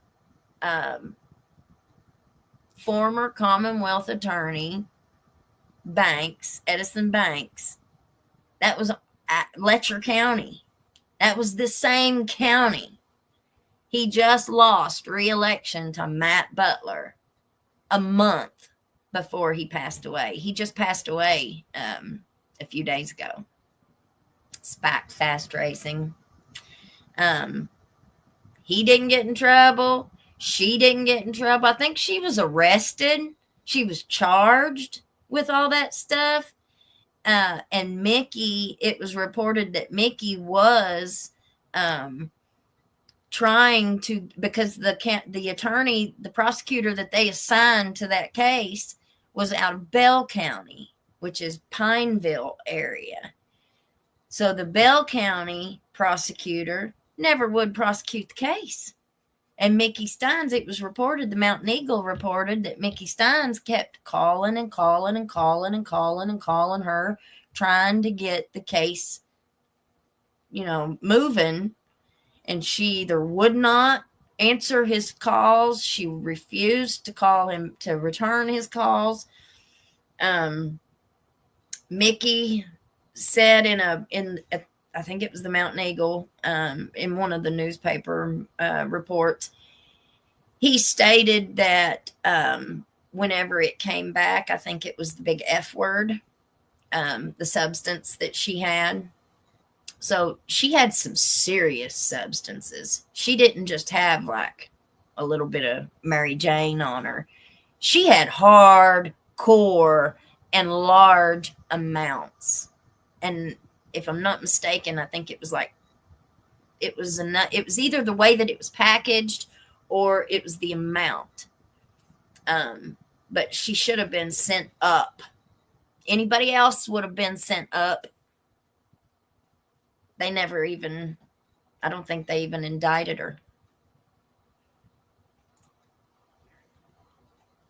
Belligerent cuisine, good question. Yep.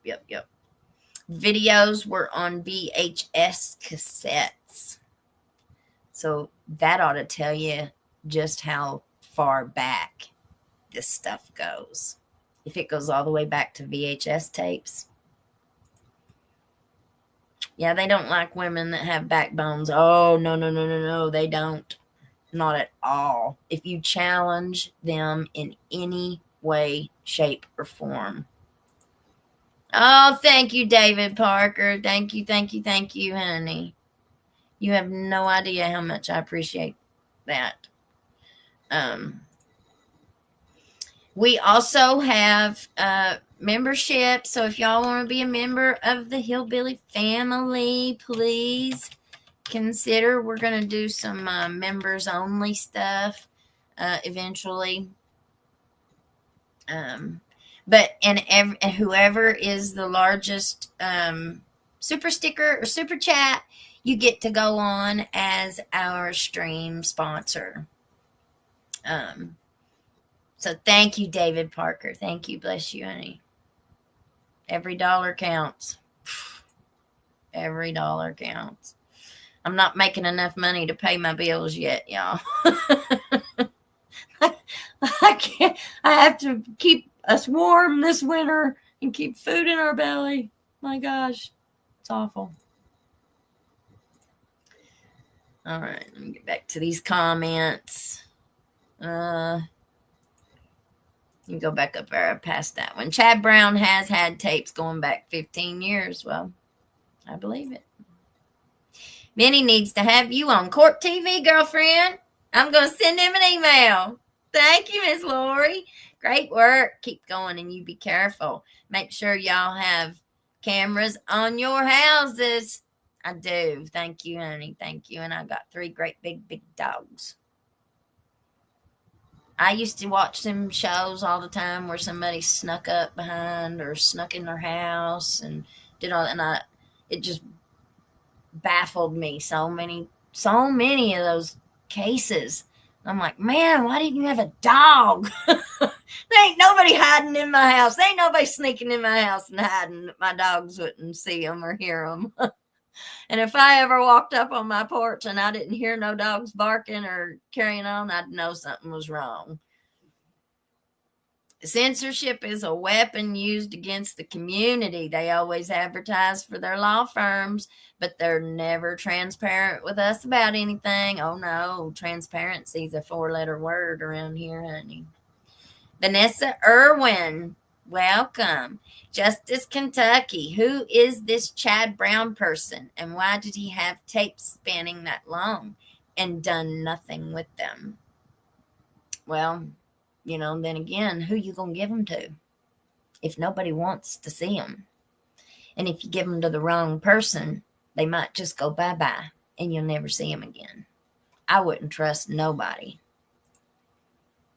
Court TV is trash and Vinny is the worst. Yeesh. I think Chad Brown was realer. And Stines personally served a warrant there. Did he get the tapes? My guess is yes.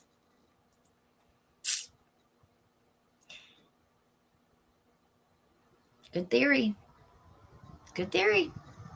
Court TV makes up stuff and they go and misreport everything. Well, Sheriff Mickey Stines returned to the scene and found more of the suspected math, Chad Brown's home. I think Chad Brown might be that guy that got in all the trouble for the reeling. I think I did a thing on TikTok about that case, but I just shared the article about it. But I'm going to look into it, y'all. Justice Kentucky. I'm going to look into Chad Brown and that, and I'll let you know what I find out.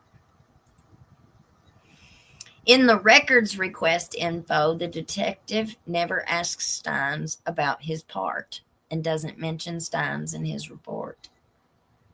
Do you have any of this information? If you do, send me whatever you got. I'd like to see it myself. I'm going to put my email in the description of this video. So anybody who ever has anything, if you want to send it to me, send it to me. I keep you anonymous, absolutely, if you want to. Let's see. An investigative journalist in Northern Kentucky said that Court TV covered up a bunch of crimes. Well, mainstream media, I could say the same thing about our local newspaper. If, their office is right down the street from the courthouse, like a block away, right close to them. So, and they've been in that location forever. So, and it is very apparent that they had a really good working relationship, and they had many sources within Whitesburg and Letcher County. But you can tell when they are purposefully not reporting on an event or a story. This Patrick Little case has not, now I'm not going to say that the newspaper hasn't reported it, because they have, but they haven't reported to the same extent. They just started recently reporting on the case, actually. But when it first started happening, they didn't report. They were only reporting what they were being told, I think. Allegedly. Let me say that. But, they build these relationships with law enforcement and their sources. And so if one of them comes to them and says, hey, man, we're catching a lot of heat on this case, and I really just appreciate, can I ask you not to do that? Like, you think they wouldn't do that? I think they would, because they don't want to mess up that relationship. So I think it happens a lot. I don't think it's just Court TV. I think it happens a lot because they're so worried about their sponsors.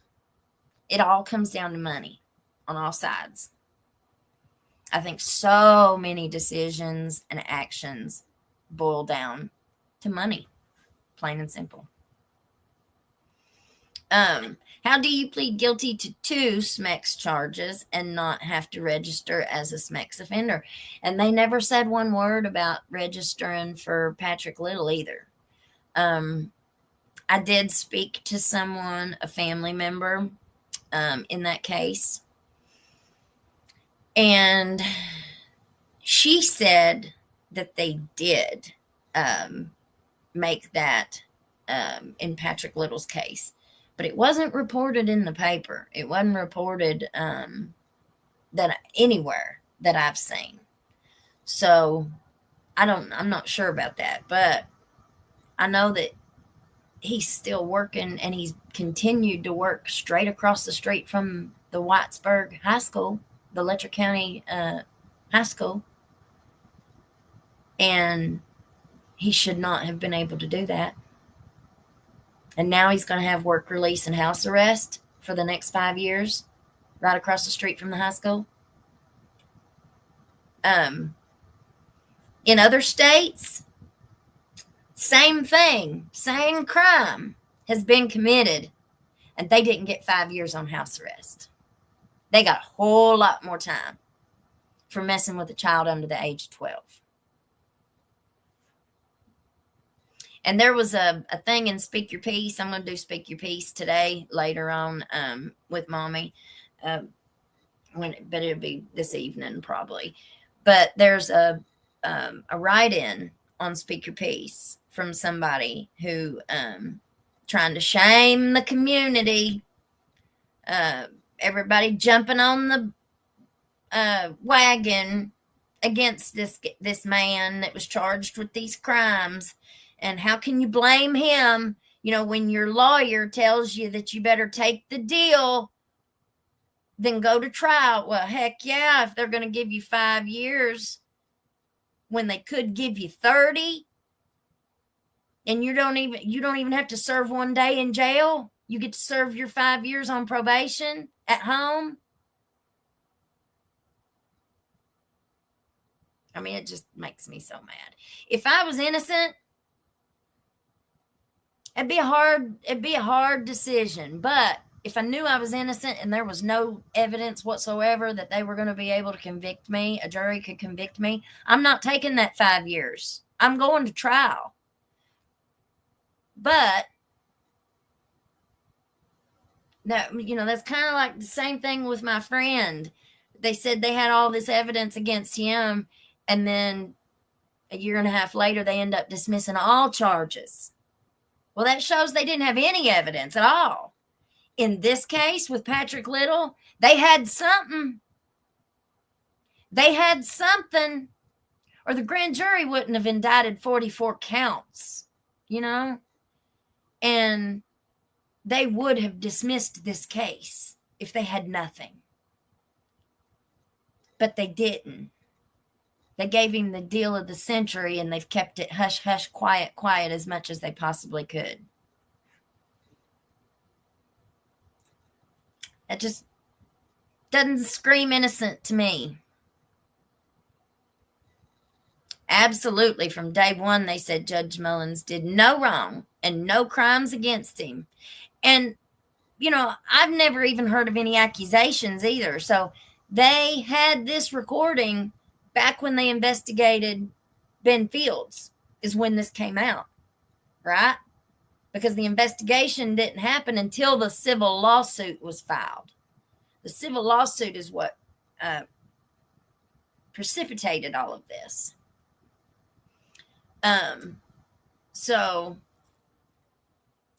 Let's see. From day one, they said Judge Mullins did no wrong and no crimes against him. Really? Where was the investigation? It seems to me like they were sweeping this up under the rug. Let's stick it in the file, put it on the shelf.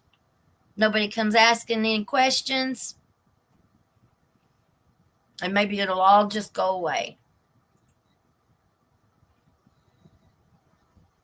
I don't think that happened.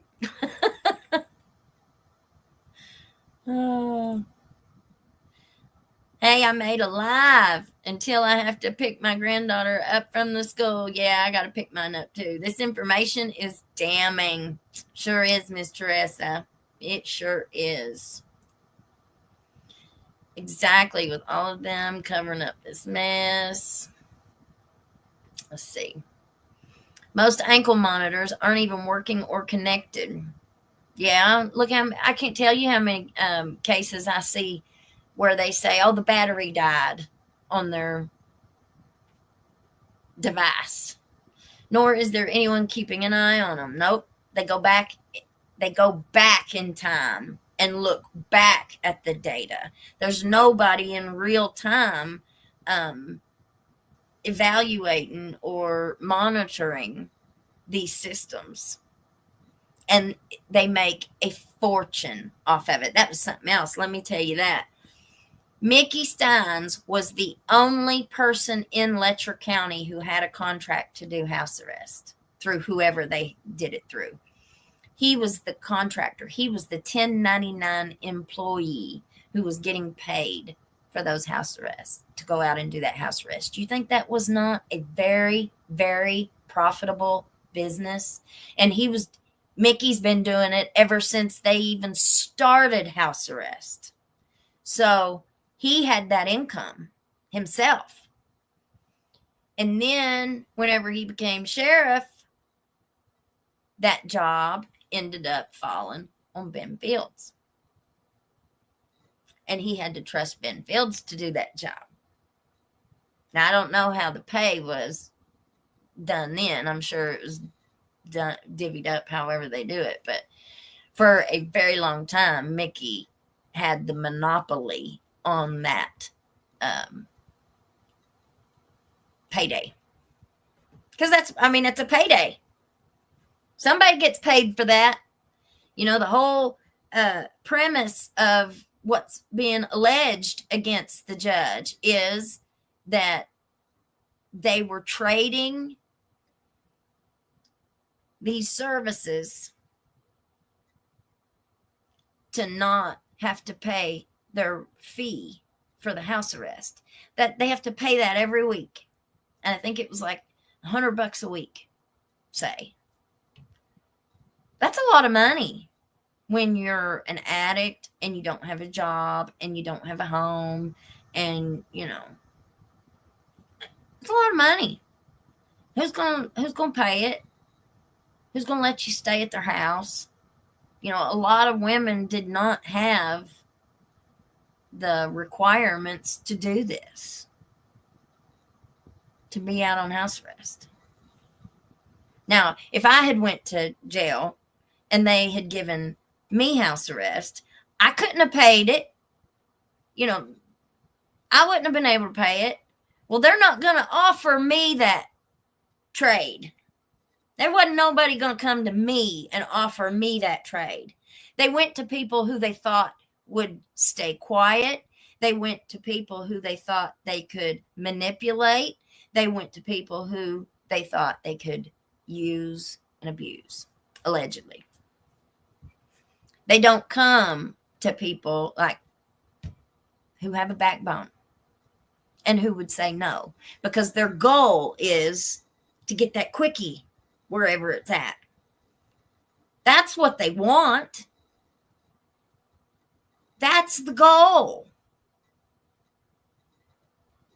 So they're not going to approach someone who's going to say no.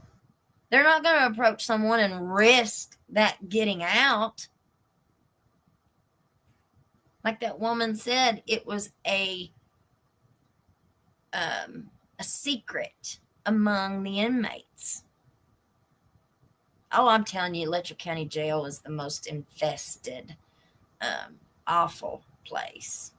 And people can put the jailer up on a pedestal all they want. They can put Judge Mullins up on a pedestal. They can put Mickey as the biggest hero in the world. It does not take away the wrongdoing that has been taking place in Letcher County for a very, very long time. Where there's smoke, they fire. I live in Kentucky, too. I live in a small town like that, too. I think there's a lot of little small towns here in Kentucky like that. Oh, yeah. And it's not just Kentucky. West Virginia, Kentucky, Virginia, all of this Appalachian area is the good old boy system.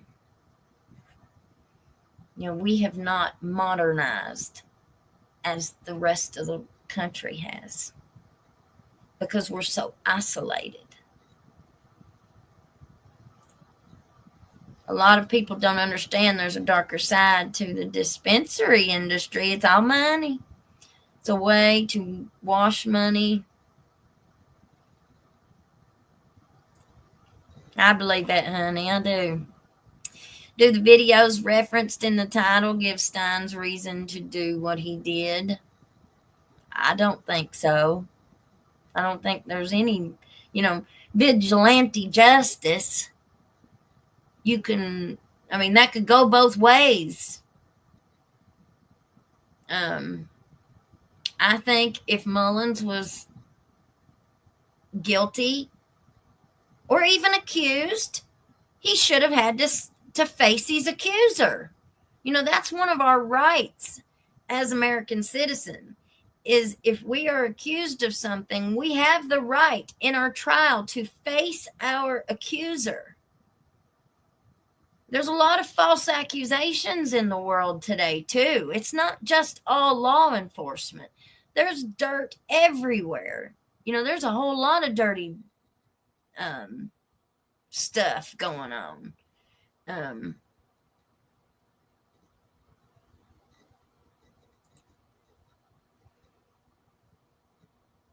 The neglecting has been going on longer than just 4 years.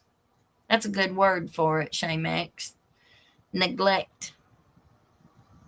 There should be that honest services fraud that Perry County attorney got charged with. Shoot. And he only got 5 years for doing the exact same thing, basically, that Ben Fields was doing. But that prosecutor got 5 years, and Ben Fields got 6 months.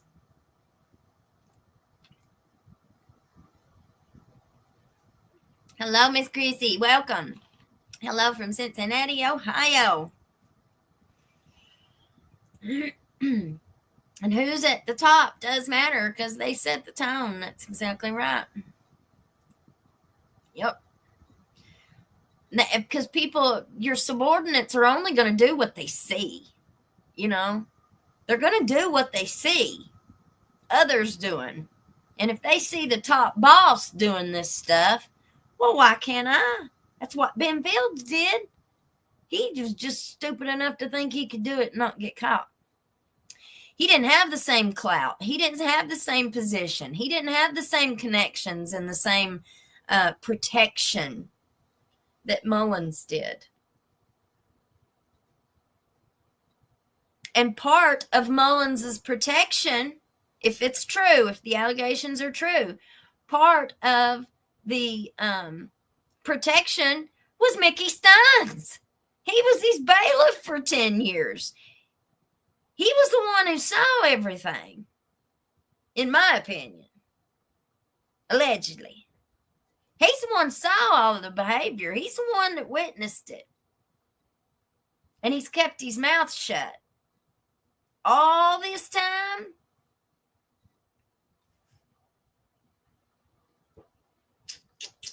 What's that say?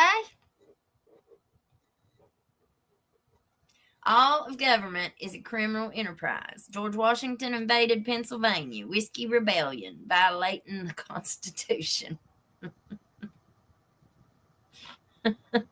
Ain't that something? Thank you for what you do. Love the channel. Thank you, Miss Chrissy. Thank you, thank you, thank you.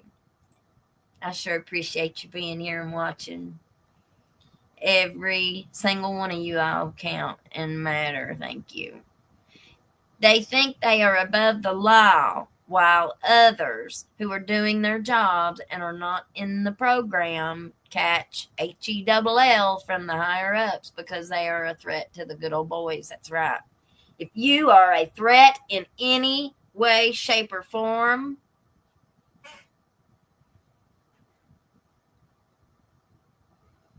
you know, I was a threat. If any of them had hired me, I was a threat. So they weren't going to hire me. I mean, that was just, but I was too stupid to know it. I just didn't know it. I didn't realize any of it. Thanks you for your update. Appreciate your information. Thank you, Miss Bonnie. Who recorded the video of the judge? It's a good question. That's what we was talking about a second ago. We don't know if it was the way that it was said in in that recording there. She was talking about Ben Fields having the recording of the judge. committing these acts. That's what, excuse me, that's what I took it as. She said he had tapes. And so did he secretly record the judge? I mean, he would have had access to the chambers. He could have easily hid a recorder in there, knowing that judge was getting ready to go in there with somebody. And if he had already seen it, he already knew what was happening.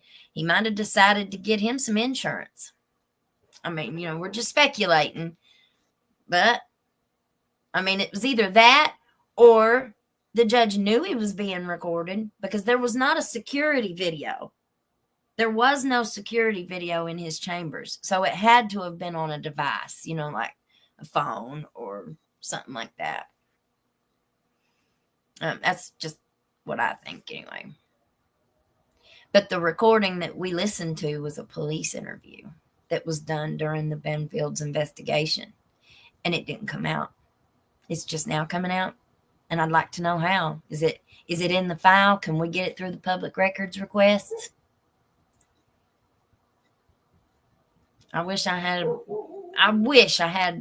a better ability to get public records. If a policeman is told not to protect the head of an arrest when putting the person in the patrol car, the other cops might not either. If a policeman is told not to protect the head of an arrest when putting the person in the patrol car, other cops might not either. Yeah, I mean, it's all case by case. It's all situational, Ernest Clary. Wow, I finally caught live stream. Welcome.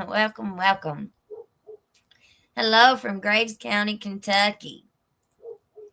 I would think the defense would look for anything still, but even if the new evidence is out, would it still be a reason to pew the judge? No, but see, that's what I'm saying. We have no idea. We have no idea how far this goes.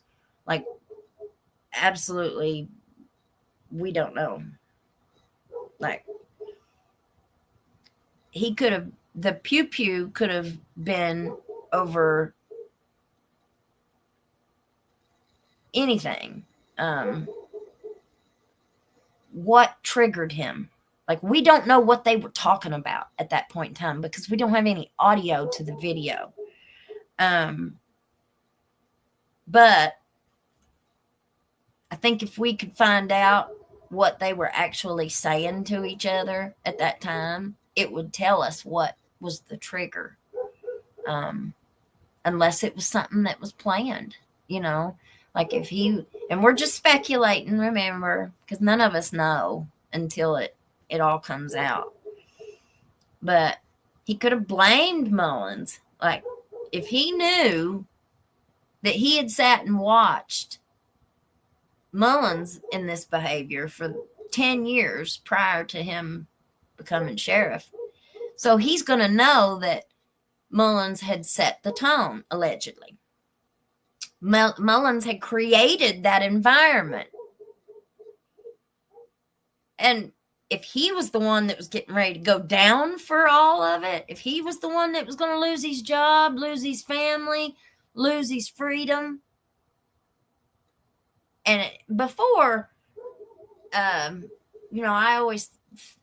always looked at Mickey like the big family man. He loved his wife, loved his kid.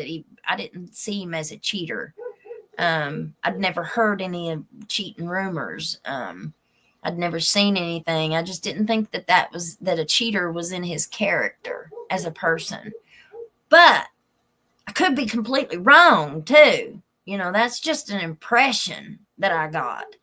And people are good at fooling you. So, I mean, he could have been doing that. If he was taking part in that behavior and he was doing that stuff too, then his reason for the pew would be completely different. You see what I'm saying? But if he was not participating in that behavior, if he really didn't have any of that, cheating in him, and he wasn't sleeping around and he wasn't doing any of that, he was just staying quiet while others did, his reason for the pew pew would be completely different. You see what I mean? Like, we don't really know yet. But those are questions for the investigation. That was stuff that should have been investigated whenever this first came out. Whenever the law first heard this interview and these allegations, you would think that they would want to find out one way or another if we had a dirty judge. But apparently they didn't. Frog Level Florida in the house. Hi, honey. Let's see. Where's everyone from? Green Bay, Wisconsin. Wow. You guys are even colder up there. I'm sorry. Big Bird, Canada. Wow. Welcome to my little corner of Kentucky. Missouri here, Spike. Let's see. Pike County, Kentucky. Brother Smith. Hey, Elizabeth. Hey, sweetheart. Money and Schmecks. Sick old man. Amen, sister. You're so right about following the money. And, I was getting ready to say something about men and women, that I felt like with women, you don't necessarily have the same kinds of temptations, maybe, as men. When you get a good old boys circle, men are domineering. They're supposed to be, right? Like, we raise men to be aggressive and powerful and hungry, like. With women, it's a little bit different. Like, I was going to say, you don't usually have to worry about crimes with children. But are you all watching these reports that we're seeing now? It's like every school around has teachers who are predators. I don't know any other way to say it. I hope I'm allowed to say that. But the women are just as bad as the men. I wonder if Stein's trial will be open to public. Oh, yeah, all the trials are open to the public. The only difference between a state trial and federal trial in that aspect is that the feds don't allow cameras in the courtroom. That's why so many of those federal trials have sketch artists. They take the place of the camera, unfortunately. I want to see this Diddy trial so bad I can't stand it. But unfortunately, we won't see any of it because it's all federal. Crud, I missed everything. No, you didn't, honey. No, you didn't. Come on in. Those laws are on the books in Kentucky concerning SA.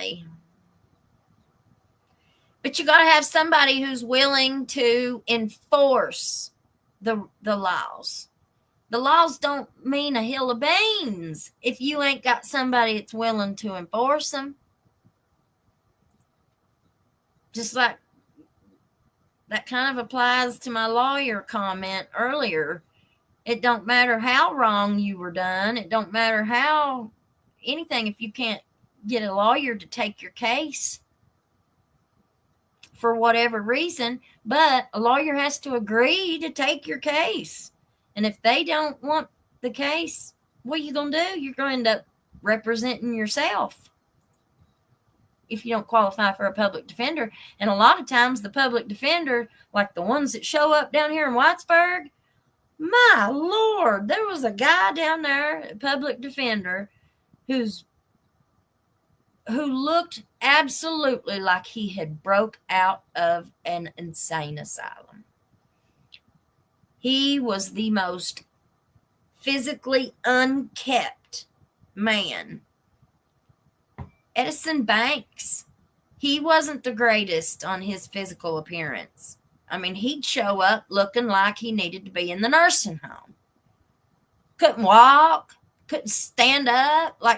And this court is going on, is proceeding. It just blows me away. Blows me away. Hit that like button. Yes, please, please, please. I think we've had a whole lot of viewers on this one. So let's try and get our likes up, please. It helps me so much with the YouTube algorithm. The more like buttons that we get, the more people it'll send our show out to. And we need to get more members of our Hillbilly family. Florida passed a law that if you mess with a child, you get life without the possibility of parole. Guess what happened? Sex offenders moved or stopped. And I bet there's still a whole bunch of them still there because so many people think that they can, that they're above the law, and they think that they can outsmart everybody else. They're the smartest person in the room, and if they just keep talk, they can talk you into and convince you into anything. The guy unalived by FBI in Mississippi, a prisoner who escaped from that jail, ended up caught outside the DNC in Chicago, and the evidence of his escape was wiped. In my opinion, been saying all along, Mickey was set up by high-ups. Let the chip fall, in my opinion.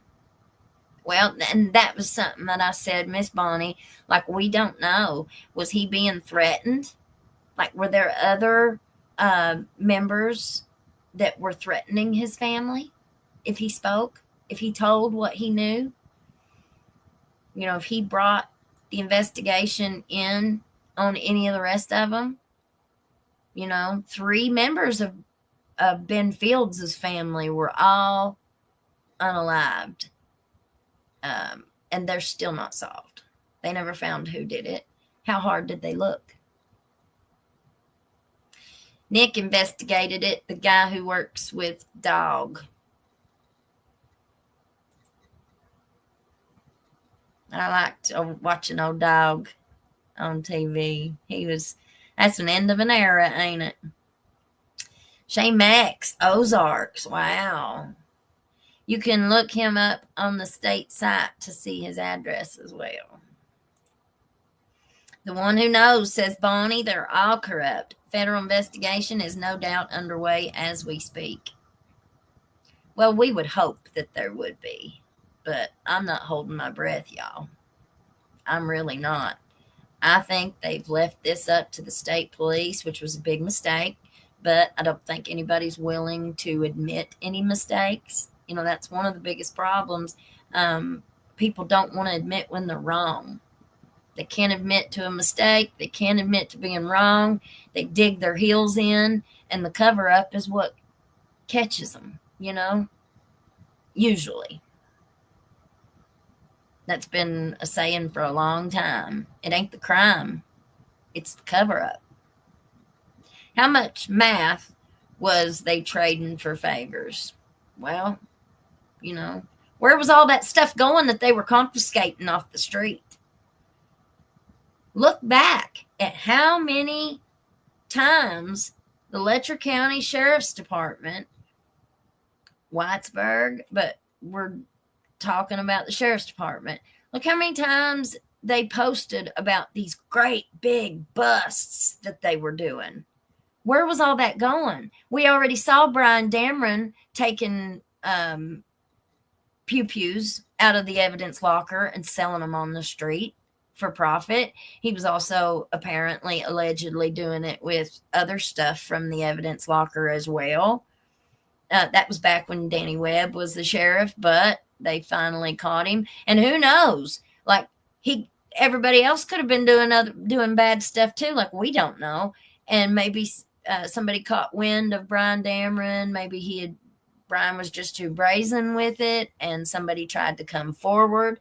And if anybody tried to come forward and they got a whiff that it was getting ready, well, of course they're going to throw him under the bus. Let's hurry up and throw him under the bus and get him charged so nobody looks any further. You know, I know as human beings, we want to give people the benefit of the doubt. We want to believe people are honest and good. But unfortunately, that's just not the truth. I hope Sabrina Atkins is in witness protection. Well, now I don't know which one of them passed away, but it was confirmed that there were 2 women. One of them passed away of an OD. She OD'd. At least that's what's been reported. And I recently heard, but I hadn't verified it, so it might not be true. I don't know. But I recently heard that Sabrina Atkins had passed away too, recently. I don't know if that's true or not, though. I don't know which one was which, so I don't know if it was Sabrina that had passed the first one to pass, or if she was the second. I don't know. But even with one of them passing away, that's still an awful big coincidence, don't you think? And I don't believe in coincidences when it comes to red rum or anything involved in it. You had three unsolved red rums in Ben Fields' family. Both witnesses and victims of Ben Fields. One is verified passed away. The other one is rumored to have passed away. But I don't know that one for sure. That's a lot of coincidence, don't you think? What do y'all think about that? It's a lot of money just for the basic working person, much less an addict. There's a lot of money criminally, your PD courts, rehabs, etc. Sure, I mean, we're talking about millions and millions and millions of dollars. We're talking about a lifestyle. We're talking, and when you threaten, or if anyone threatens your lifestyle, like, people get comfortable with money. And if there's any threat or risk of that being taken away from them, they might just lash out and do some really bad things to make sure that that doesn't get taken away from them. You just never know. Look up Danielle Holland Samantha Sperry went into the woods and never came out. Dusty Holder and Ren Hendrickson. Dusty was married to my youngest sister with 3 children. GCSD hiding info about case. I will look that up. We had a boy over in Harlan County that went missing too, Roland Lucas. And this was years and years ago. But him and his girlfriend and his best friend went up on Little Shepherd's Trail to go for a hike, what they said. Somehow, Roland got separated from the others, and they never saw him again. In the woods? What are you getting separated from your group for in the woods?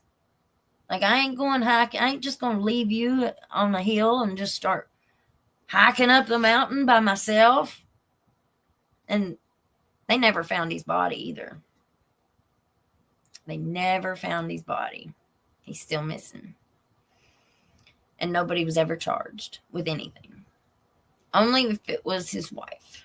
Let's see. On YouTube. I will look that up, honey.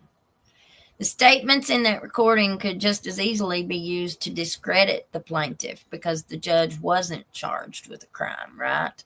Well, I don't know if it could be used to discredit her. I don't know, because she just said that he has recordings, and I've seen parts of one of them of Judge Mullins doing this.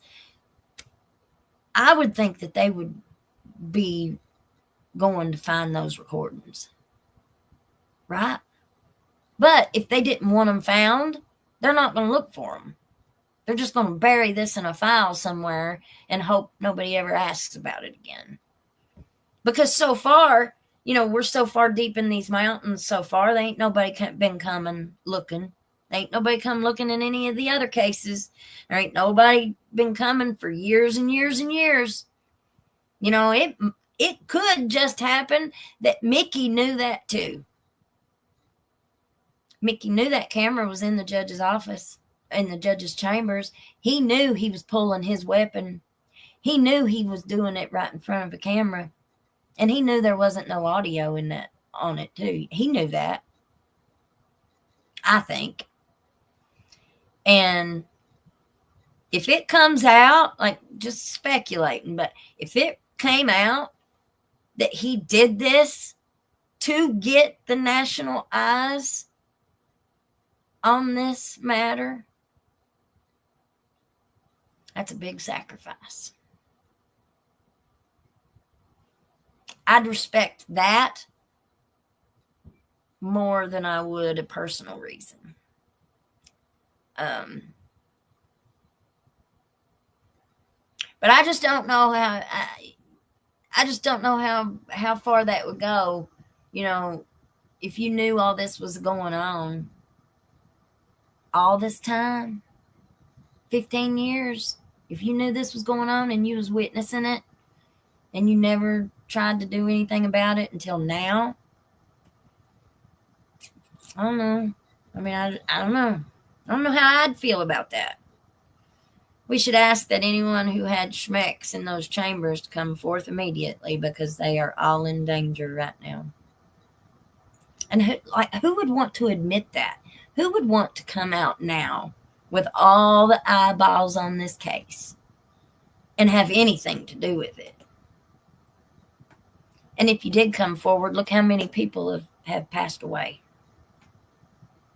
Heck, even Edison Banks is gone now. He just passed away a few days ago. And everybody that passed away around old Diddy, they all died of pneumonia-like symptoms. So there was no suspicious activity. There was no suspicious deaths. It was all from natural causes, pneumonia. Well, I don't believe that. I don't believe that at all. That's way too many people. And there's way too many people related to Ben Fields that have passed.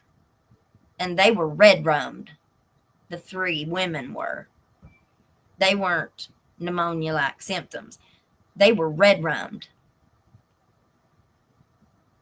Intentionally. So anybody that comes forward is in danger, in my opinion. Oh, do y'all think the women mother-daughter Fields' cousin, allegedly an aunt house that was broken into several times, was someone looking for videos? Really, really good question, CC. Because the mother kept saying, whoever is breaking in my daughter's house is looking for something. They kept breaking in her daughter's house after she was unalived. And they were looking for something. They might have found it. Like, we don't know if they found it or not. If they found it, what they were looking for, it'll never come out. I'd say it's already been I'd say it's already been destroyed. Maybe Fields did have protection. He might have tried. But if the unalivings of his aunt, grandmother, and cousin are any any evidence, I can't think of the word I'm looking for.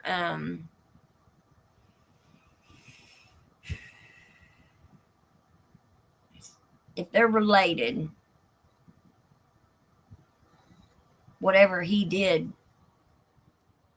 in the way that I see it, allegedly, he's the one got them unalived. He put them in danger by his actions.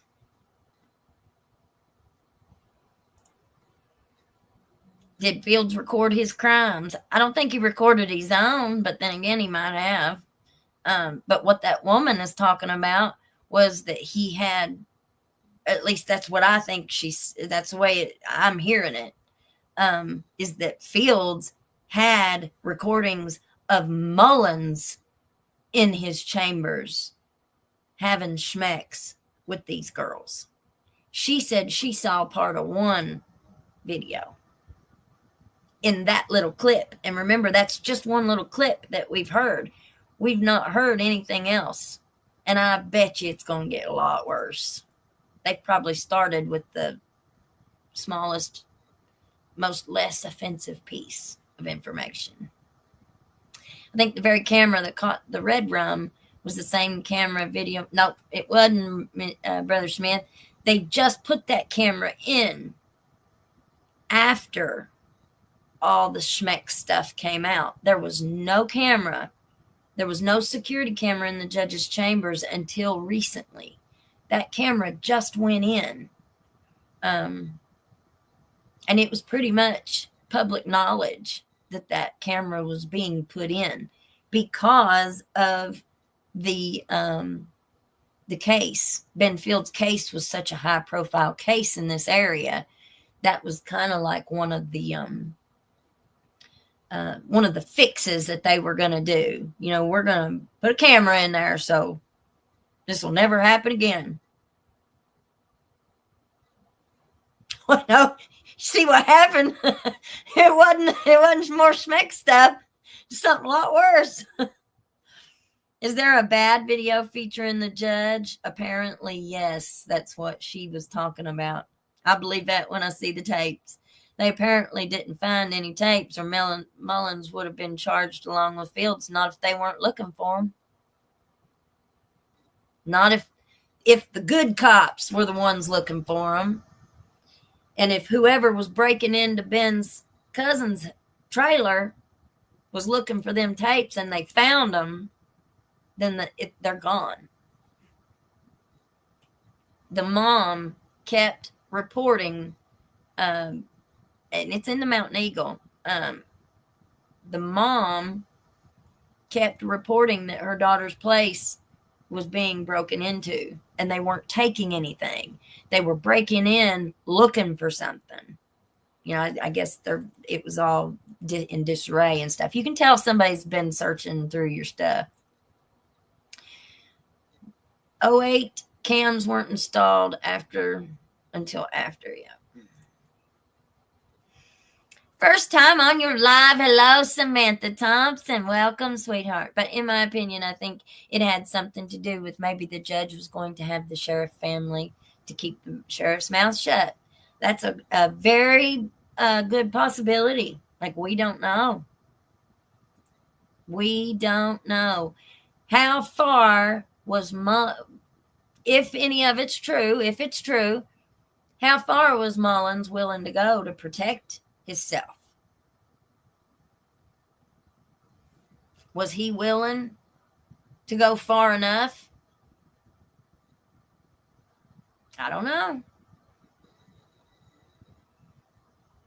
These are all good questions. The one who knows, but cams could have been installed at any time. They could have, but it was where the Fields case was such a high profile case. That was one of the, we're going to throw you a bone to the community to stop the outrage. We're putting a camera in that judge's chambers now. The judge is putting a camera in there. I don't think it was the judge. I don't know who it would have been. But some higher up had to have made that call. Like, I don't know. Maybe it was the governor. Who knows? That's a good question, though. I'd like to know the answer to that. Who actually who made the decision to put that in there? But it was given to the community like, here's your bone. Here's what we're going to do. We're going to put a camera in the judge's chamber so this will never happen again.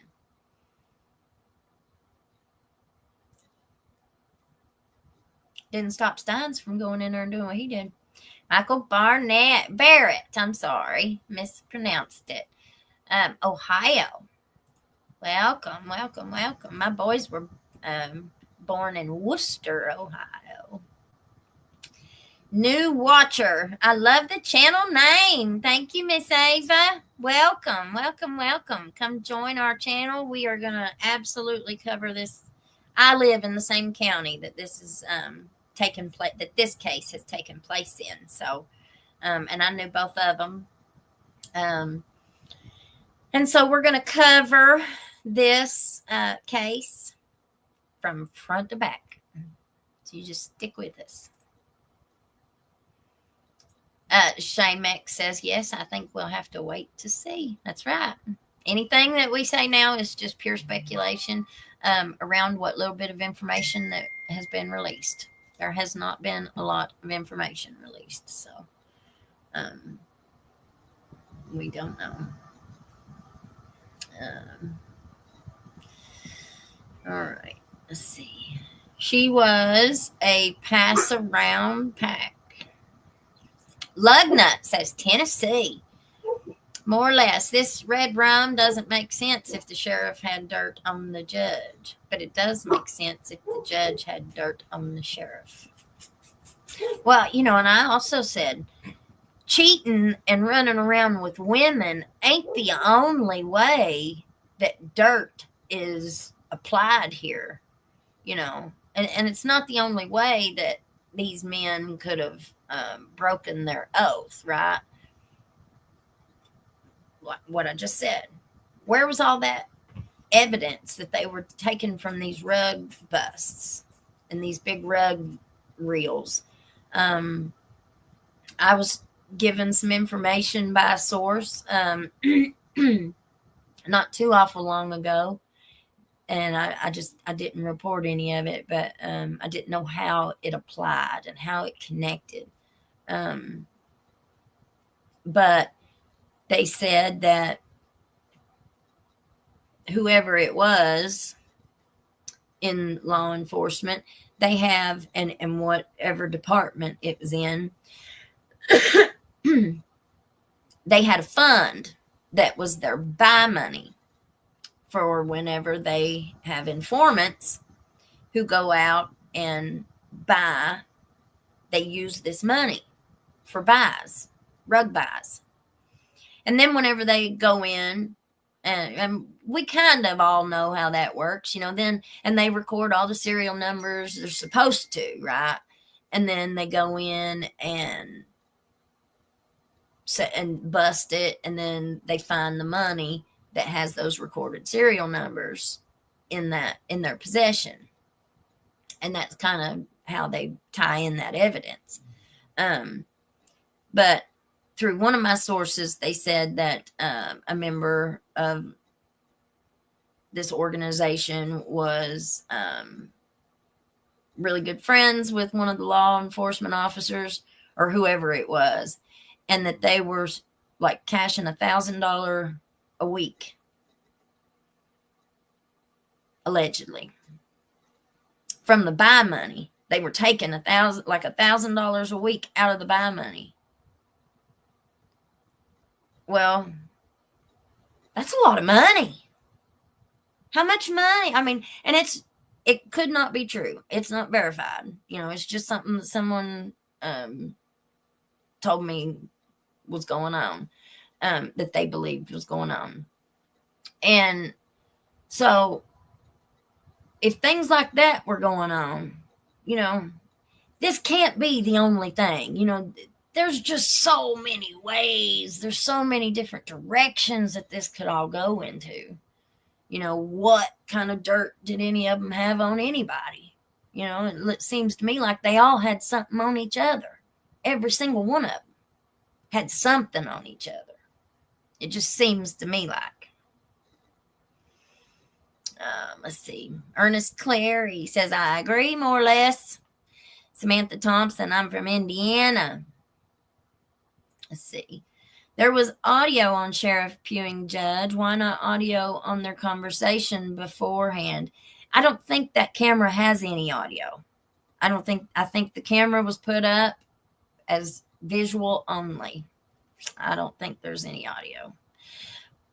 Now, they might have had it set up where, because I'm sure that they do things in the judge's chambers where they would need audio at some point in time. So they could probably go in on a computer or whatever device that they ran that video on and maybe turn on the audio. But from as far as we know, the audio was not turned on at the time of this happening because it's not been released anywhere. And everybody keeps reporting that there is no audio with it. At least here in Wisconsin, we are just all serial unalivers who like to dine on their victims and make lampshades out of them. Or is that worse? Oh, Lordy, Lordy, Lordy. I saw a picture on Facebook yesterday. It was a deer head, and had all these big buck teeth and had looked like two tiny pool balls stuck in his house. They said, well, I lost my job as a taxidermist. Wisconsin, you living in Wisconsin made me think of that. Buffalo Bill. Yet the pewing and the screaming, that was from whatever cameras and audio that they had throughout the rest of the courtroom or the courthouse. The courtroom was right next to his chambers. And I'd say maybe business hours or something, they probably have an audio device in that courtroom. So the courtroom does have audio. And then you also have, that courthouse is really, really tiny. It's not a big one at all. It's real small. So on the other side of the hallway, you also have the clerk's office. So, I'm sure they had cameras and stuff in the clerk's office to monitor their stuff too. So any of the audio, I have a recording of the pew pew, but I didn't know what I was allowed to put on YouTube and what I wasn't. And I'm not sure. And I don't want to get in trouble for posting something that I shouldn't post. So, and I've never been able to find out an answer if I can post that or not. If anybody else knows, let me know. In my state, it has been both men and women teachers. Yep. We're seeing it more and more and more with women teachers. I was thinking about that yesterday, coming home from school. Same situation applies to that. When you work with children all day long, and that's all you're around, that becomes your environment. Well, if you've got a young woman who's not, who's very immature mentally and emotionally, it would be I could see how how they would possibly get confused and start. I mean, not that I would do it. I'm just saying I can see how some people might be drawn to that temptation, maybe, is what the word to use. Because that's kind of how it seems. Like if you look at that one woman who a long time ago, I forget her name, but she was kind of like the first one of the bunch. And she was married, and I think she ended up divorcing her husband, getting pregnant by the student, and then married Kayla Turno. Was that her name? I think that was her name. She was messed up. And what she did to that child, like they're married now, I think. He never had a childhood. Like what she did caused his life to just completely go off the rails, you know? And any child that has to deal with that kind of trauma is going to struggle for the rest of their life, you know? I think it's just awful. I think it's awful. I'd love to be in courtroom on Mickey's trial. Yeah, I noticed there doesn't seem to be too awful many people that are showing up to his court hearings. The Mullins family, of course, is showing up. And Mickey's wife and daughter have showed up, and his son. And this last one, you had old Chuck Hernandez who showed up. Now, he's a member of the Letcher County Sheriff's Department. Not really sure what he does, but he's had a sheriff's department, a sheriff's deputy car at his house for the last 10 years. But I've never seen him as a deputy out in the field, so I have no idea. You know, that's a big thing around here. I think a lot of people do take advantage of a lot of the small things that they can get away with that they're really not supposed to be doing. Like taking company vehicles home and using them for personal reasons and stuff like that. That kind of stuff ain't supposed to be going on, but it does. I really enjoy your videos, Elizabeth. Thank you, honey. Thank you. I'm trying my best to make it work, y'all. I'm not questioning the path that the Lord has put in front of me, but I'm just trying to make it work. He gave me a path for an income, and so I am trying my very best to make it work. Oh, CC, give me a $10 super sticker. God bless you, honey. God bless you. We're going to put you in there on the banner. Thank you.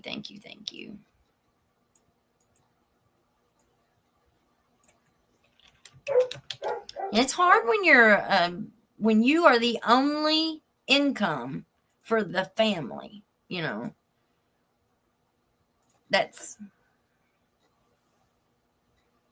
You gotta feed your kids. You gotta keep a roof over their head. All right, let's see. Let me get back up here where I was at. I'm trying to get through these comments, y'all. I just keep talking. I'm sorry.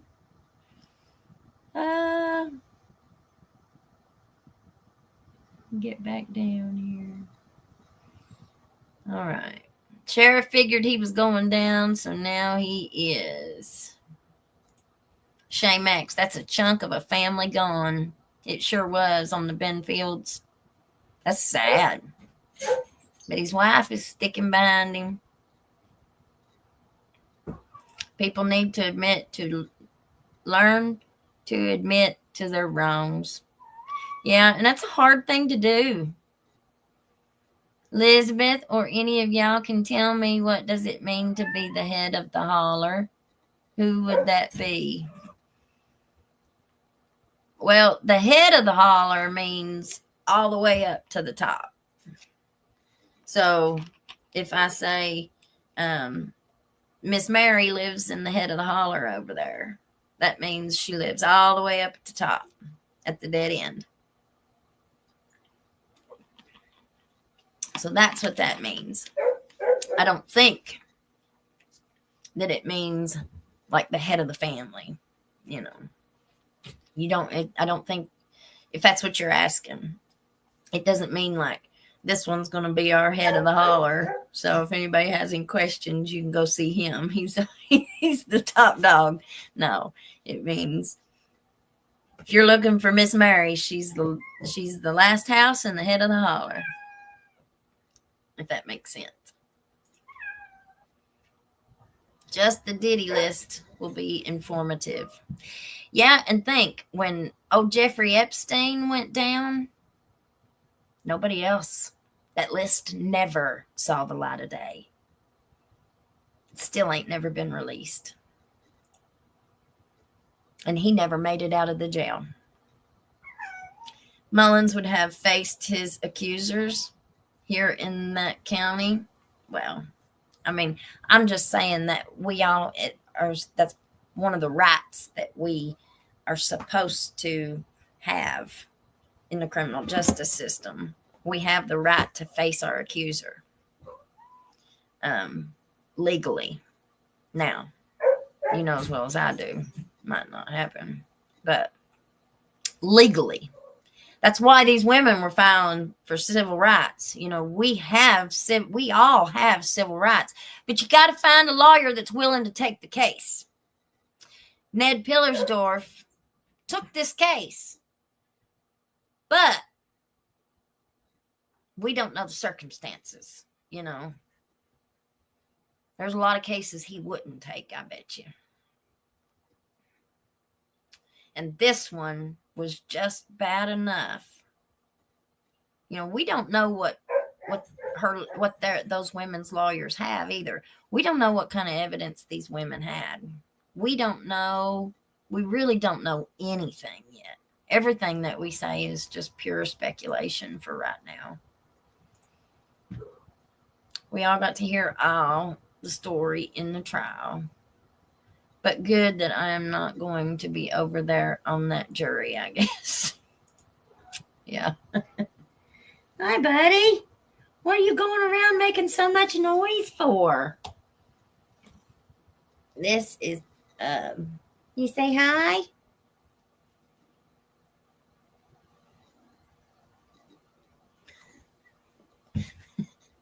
That's Odie. We've got a Garfield, and he's Odie. He followed my neighbor's kids home all the way from Jenkins to Burdine on this main road when he was a little bitty kitten, and their dogs was going to kill him, and he wasn't but about this big, and so I saved him. And now he's not allowed outside because outside equals death around here. Bonessa Coy, Public Pretenders, is more accurate.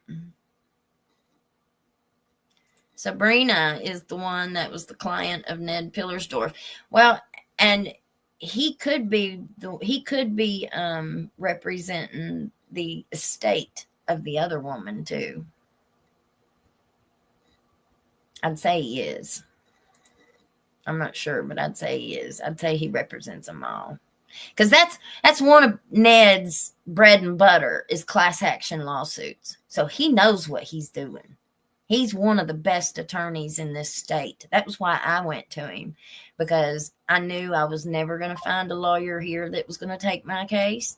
I knew that they'd all throw me under the bus as their own client, and I was not willing to do that. I'm not going to pay you to sell me out to my enemies. No, thank you. Better listen to this woman right now. Hunter B. pardoned because target of DT. Oh, yeah. There's so much political back and forth. You know, there's a lot of dirt in politics. I have to wait till this goes to trial. But I don't think that Mickey Stines knew what was going on to a large extent. Remember, Mickey hasn't been sheriff for that long. No, but he was Judge Mullins' bailiff in the district courtroom for 10 years before he became sheriff. So he was doing the job that Ben Fields was doing. Once he became sheriff, he left the courtroom, went behind the courthouse in the sheriff's department, and then his new employee went and took his place in the courtroom. So, oh yeah, if Mullins was doing something, you better believe it, Miss Vanessa, Mickey knew. There's no way he couldn't have. There's no way that he couldn't have. No way. That courthouse is just way too small. There's just no way. I would never believe that in a million years that this was happening and Mickey didn't know it. Nope. Mullins could have hidden all that from his bailiff. He sure didn't hide it from Ben Fields. Just saying, y'all. But we're not all going to agree on this stuff. We all got our own opinions. No obit on Sabrina, but paroled in 2025, Pike County. So she might still be okay. She might still be alive. See, but the other one is passed away. Sandy McPartland, great coverage. Thank you, honey. I'm going to have to cut this off because I got to go get my boys from school. Sounds like they might have been warnings and that the sheriff was afraid the same thing could happen to his family if he didn't take the file. Well, you know, and we don't know. Oh, God bless you. God bless you. God bless you. Thank you so much. Thank you, thank you, thank you. You have no idea what that means to me. I'm not making enough to pay my bills right now yet, y'all. So I'm living on faith. God would not put me on a path and not provide for me. We have to be able to eat. I have to be able to pay my power bill. I got to pay my water bill, and I got to pay my internet bill if I want to stay on YouTube. So, God bless you. You just have no idea. Thank you. Thank you, thank you, thank you.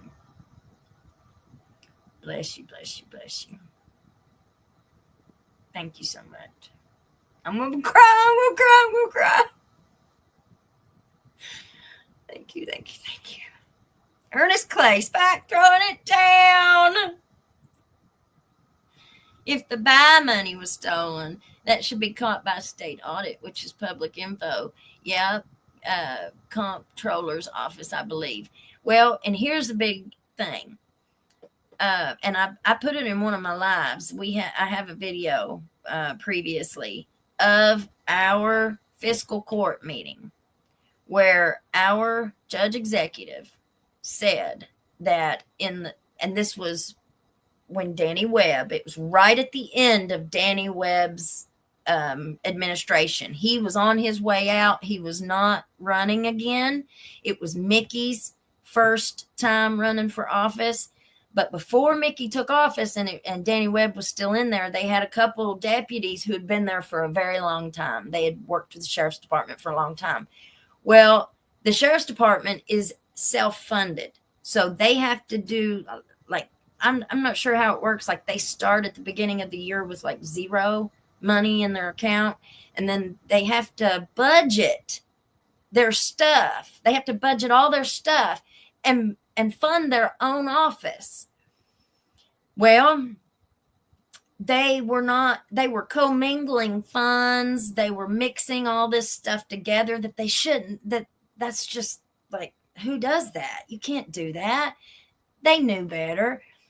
And the fiscal court is on the news saying that they had given the sheriff's department over $2.7 million to bail them out of their deficits because they were not budgeting their money properly. They kept coming up short on everything. And then well, how long did that go back? Like, how many years was our fiscal court actually taking our taxpayer-funded money and giving it to the sheriff's department to cover up for things that should not have happened? You know what I'm saying? Like, they should never have commingled their funds between different things. You know, you have to be able to show where all that money goes. And you got to remember where we're at. We're basically in the head of the holler in Kentucky. We are so isolated and rural. You really don't have a lot of educated people here. You don't have a lot of people who know about budgeting. You know, you got people who are running for magistrate that know absolutely zero. Like, they've never done anything. Our judge executive, what his job was before he became judge executive, he was a heating and cooling guy. But he ran to be a magistrate. And he kept getting that job. You know, once you get elected, it's pretty easy. You become an incumbent, and then you just get back on the ballot next time. And where you've already been in office, you people usually vote you right on back in. And so, I mean, how much experience did he have with budgeting? I don't know. I don't know. He could have had all the experience in the world, but he also could have had zero, you know. Our elections around here, whenever people go campaigning, they're not campaigning with their resume. They're coming around bringing you a hot chocolate, you know, or they're coming around shaking your hand and saying, please vote for me. It's just a popularity contest. If you have, you know, the new senator who took Johnny Turner's place, our Congressman Hal Rogers went on the radio and asked everybody to vote for this guy. Well, he had Hal Rogers recommending him, asking us to vote him in. He's the one who ended up getting it. You know, maybe somebody who would have been a better representative. I'm sure there might have been a better representative, but because Hal Rogers went out and campaigned for this guy and went on, they had enough money to put it on the radio all across the state of Kentucky. So it reached more people. But that's how he got elected.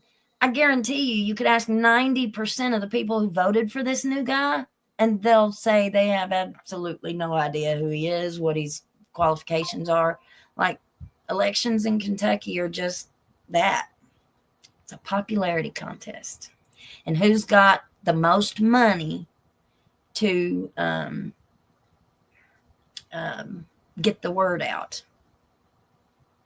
Maybe Fields was fall guy for Mullins, the first domino to fall. His conviction was meant to end investigation. You never know. Well, nothing else came out until this happened. It was over, done with, except for the civil suit. But there wasn't nothing. They were trying their best to bury it all. I think that's what I believe that's what this pew pew happened for. I think it was all coming out. And one person wasn't going to be the only one to go down. If he was going down, he was going to take somebody with him. But that's just, you know, that's just me. That's my opinion. But with civil case, it started again. Yep. They showed video with sound of Sheriff Pew Pew judging Stines' hearing. No, it didn't have no sound. Now, there's one going around on YouTube that I saw, and it has sound, and they have the actual pew pew, the sound of the pew pew that I have. They have the same recording that I have, but they added screaming and stuff in there. That's not an authentic recording. It's not authentic. I have the authentic one, the one that came out the day it happened. Somebody from the courthouse sent it to me, and it has nothing but the sound of the shots, and you could hear like people in the background in the courthouse reacting to the pew pews. But the video in his office did not have any audio. So, you know, it's just, you gotta be careful. People can put a lot of misleading stuff out there. I most of the time try to avoid getting picked as a juror, but if I get picked, I'm saying this now, I will be that one juror who says set his butt free. He's not guilty anymore, any less than the rest. Well, listen, I'm telling you, we might just see some jury nullification if this stays in Letcher County, especially if stuff like this keeps coming out. Yep. All right, guys, I'm so sorry I didn't get through all these comments, but my kid's messaging me right now saying, where are you? I gotta go. I gotta go get him. All right, y'all. We're going to get back on here later tonight. I'm going to do one with Mommy. Thank you guys for all of your super stickers. Like, thank you from the bottom of my heart, because my faith's in God. I know God's going to provide. I know He's going to provide. And so you all are just a blessing so much. Thank you, because my YouTube channel doesn't go anywhere if you guys ain't watching. Thank you for being part of it. Thank you for participating. Thank you for getting in our chats. I love y'all so much, and I'm excited to get on here every day. But we'll see you this evening, okay? And we'll talk to old Sweet Tater and get her opinion. All right, y'all. Y'all have a great rest of your day, and I'll see you a little bit later, okay? Bye.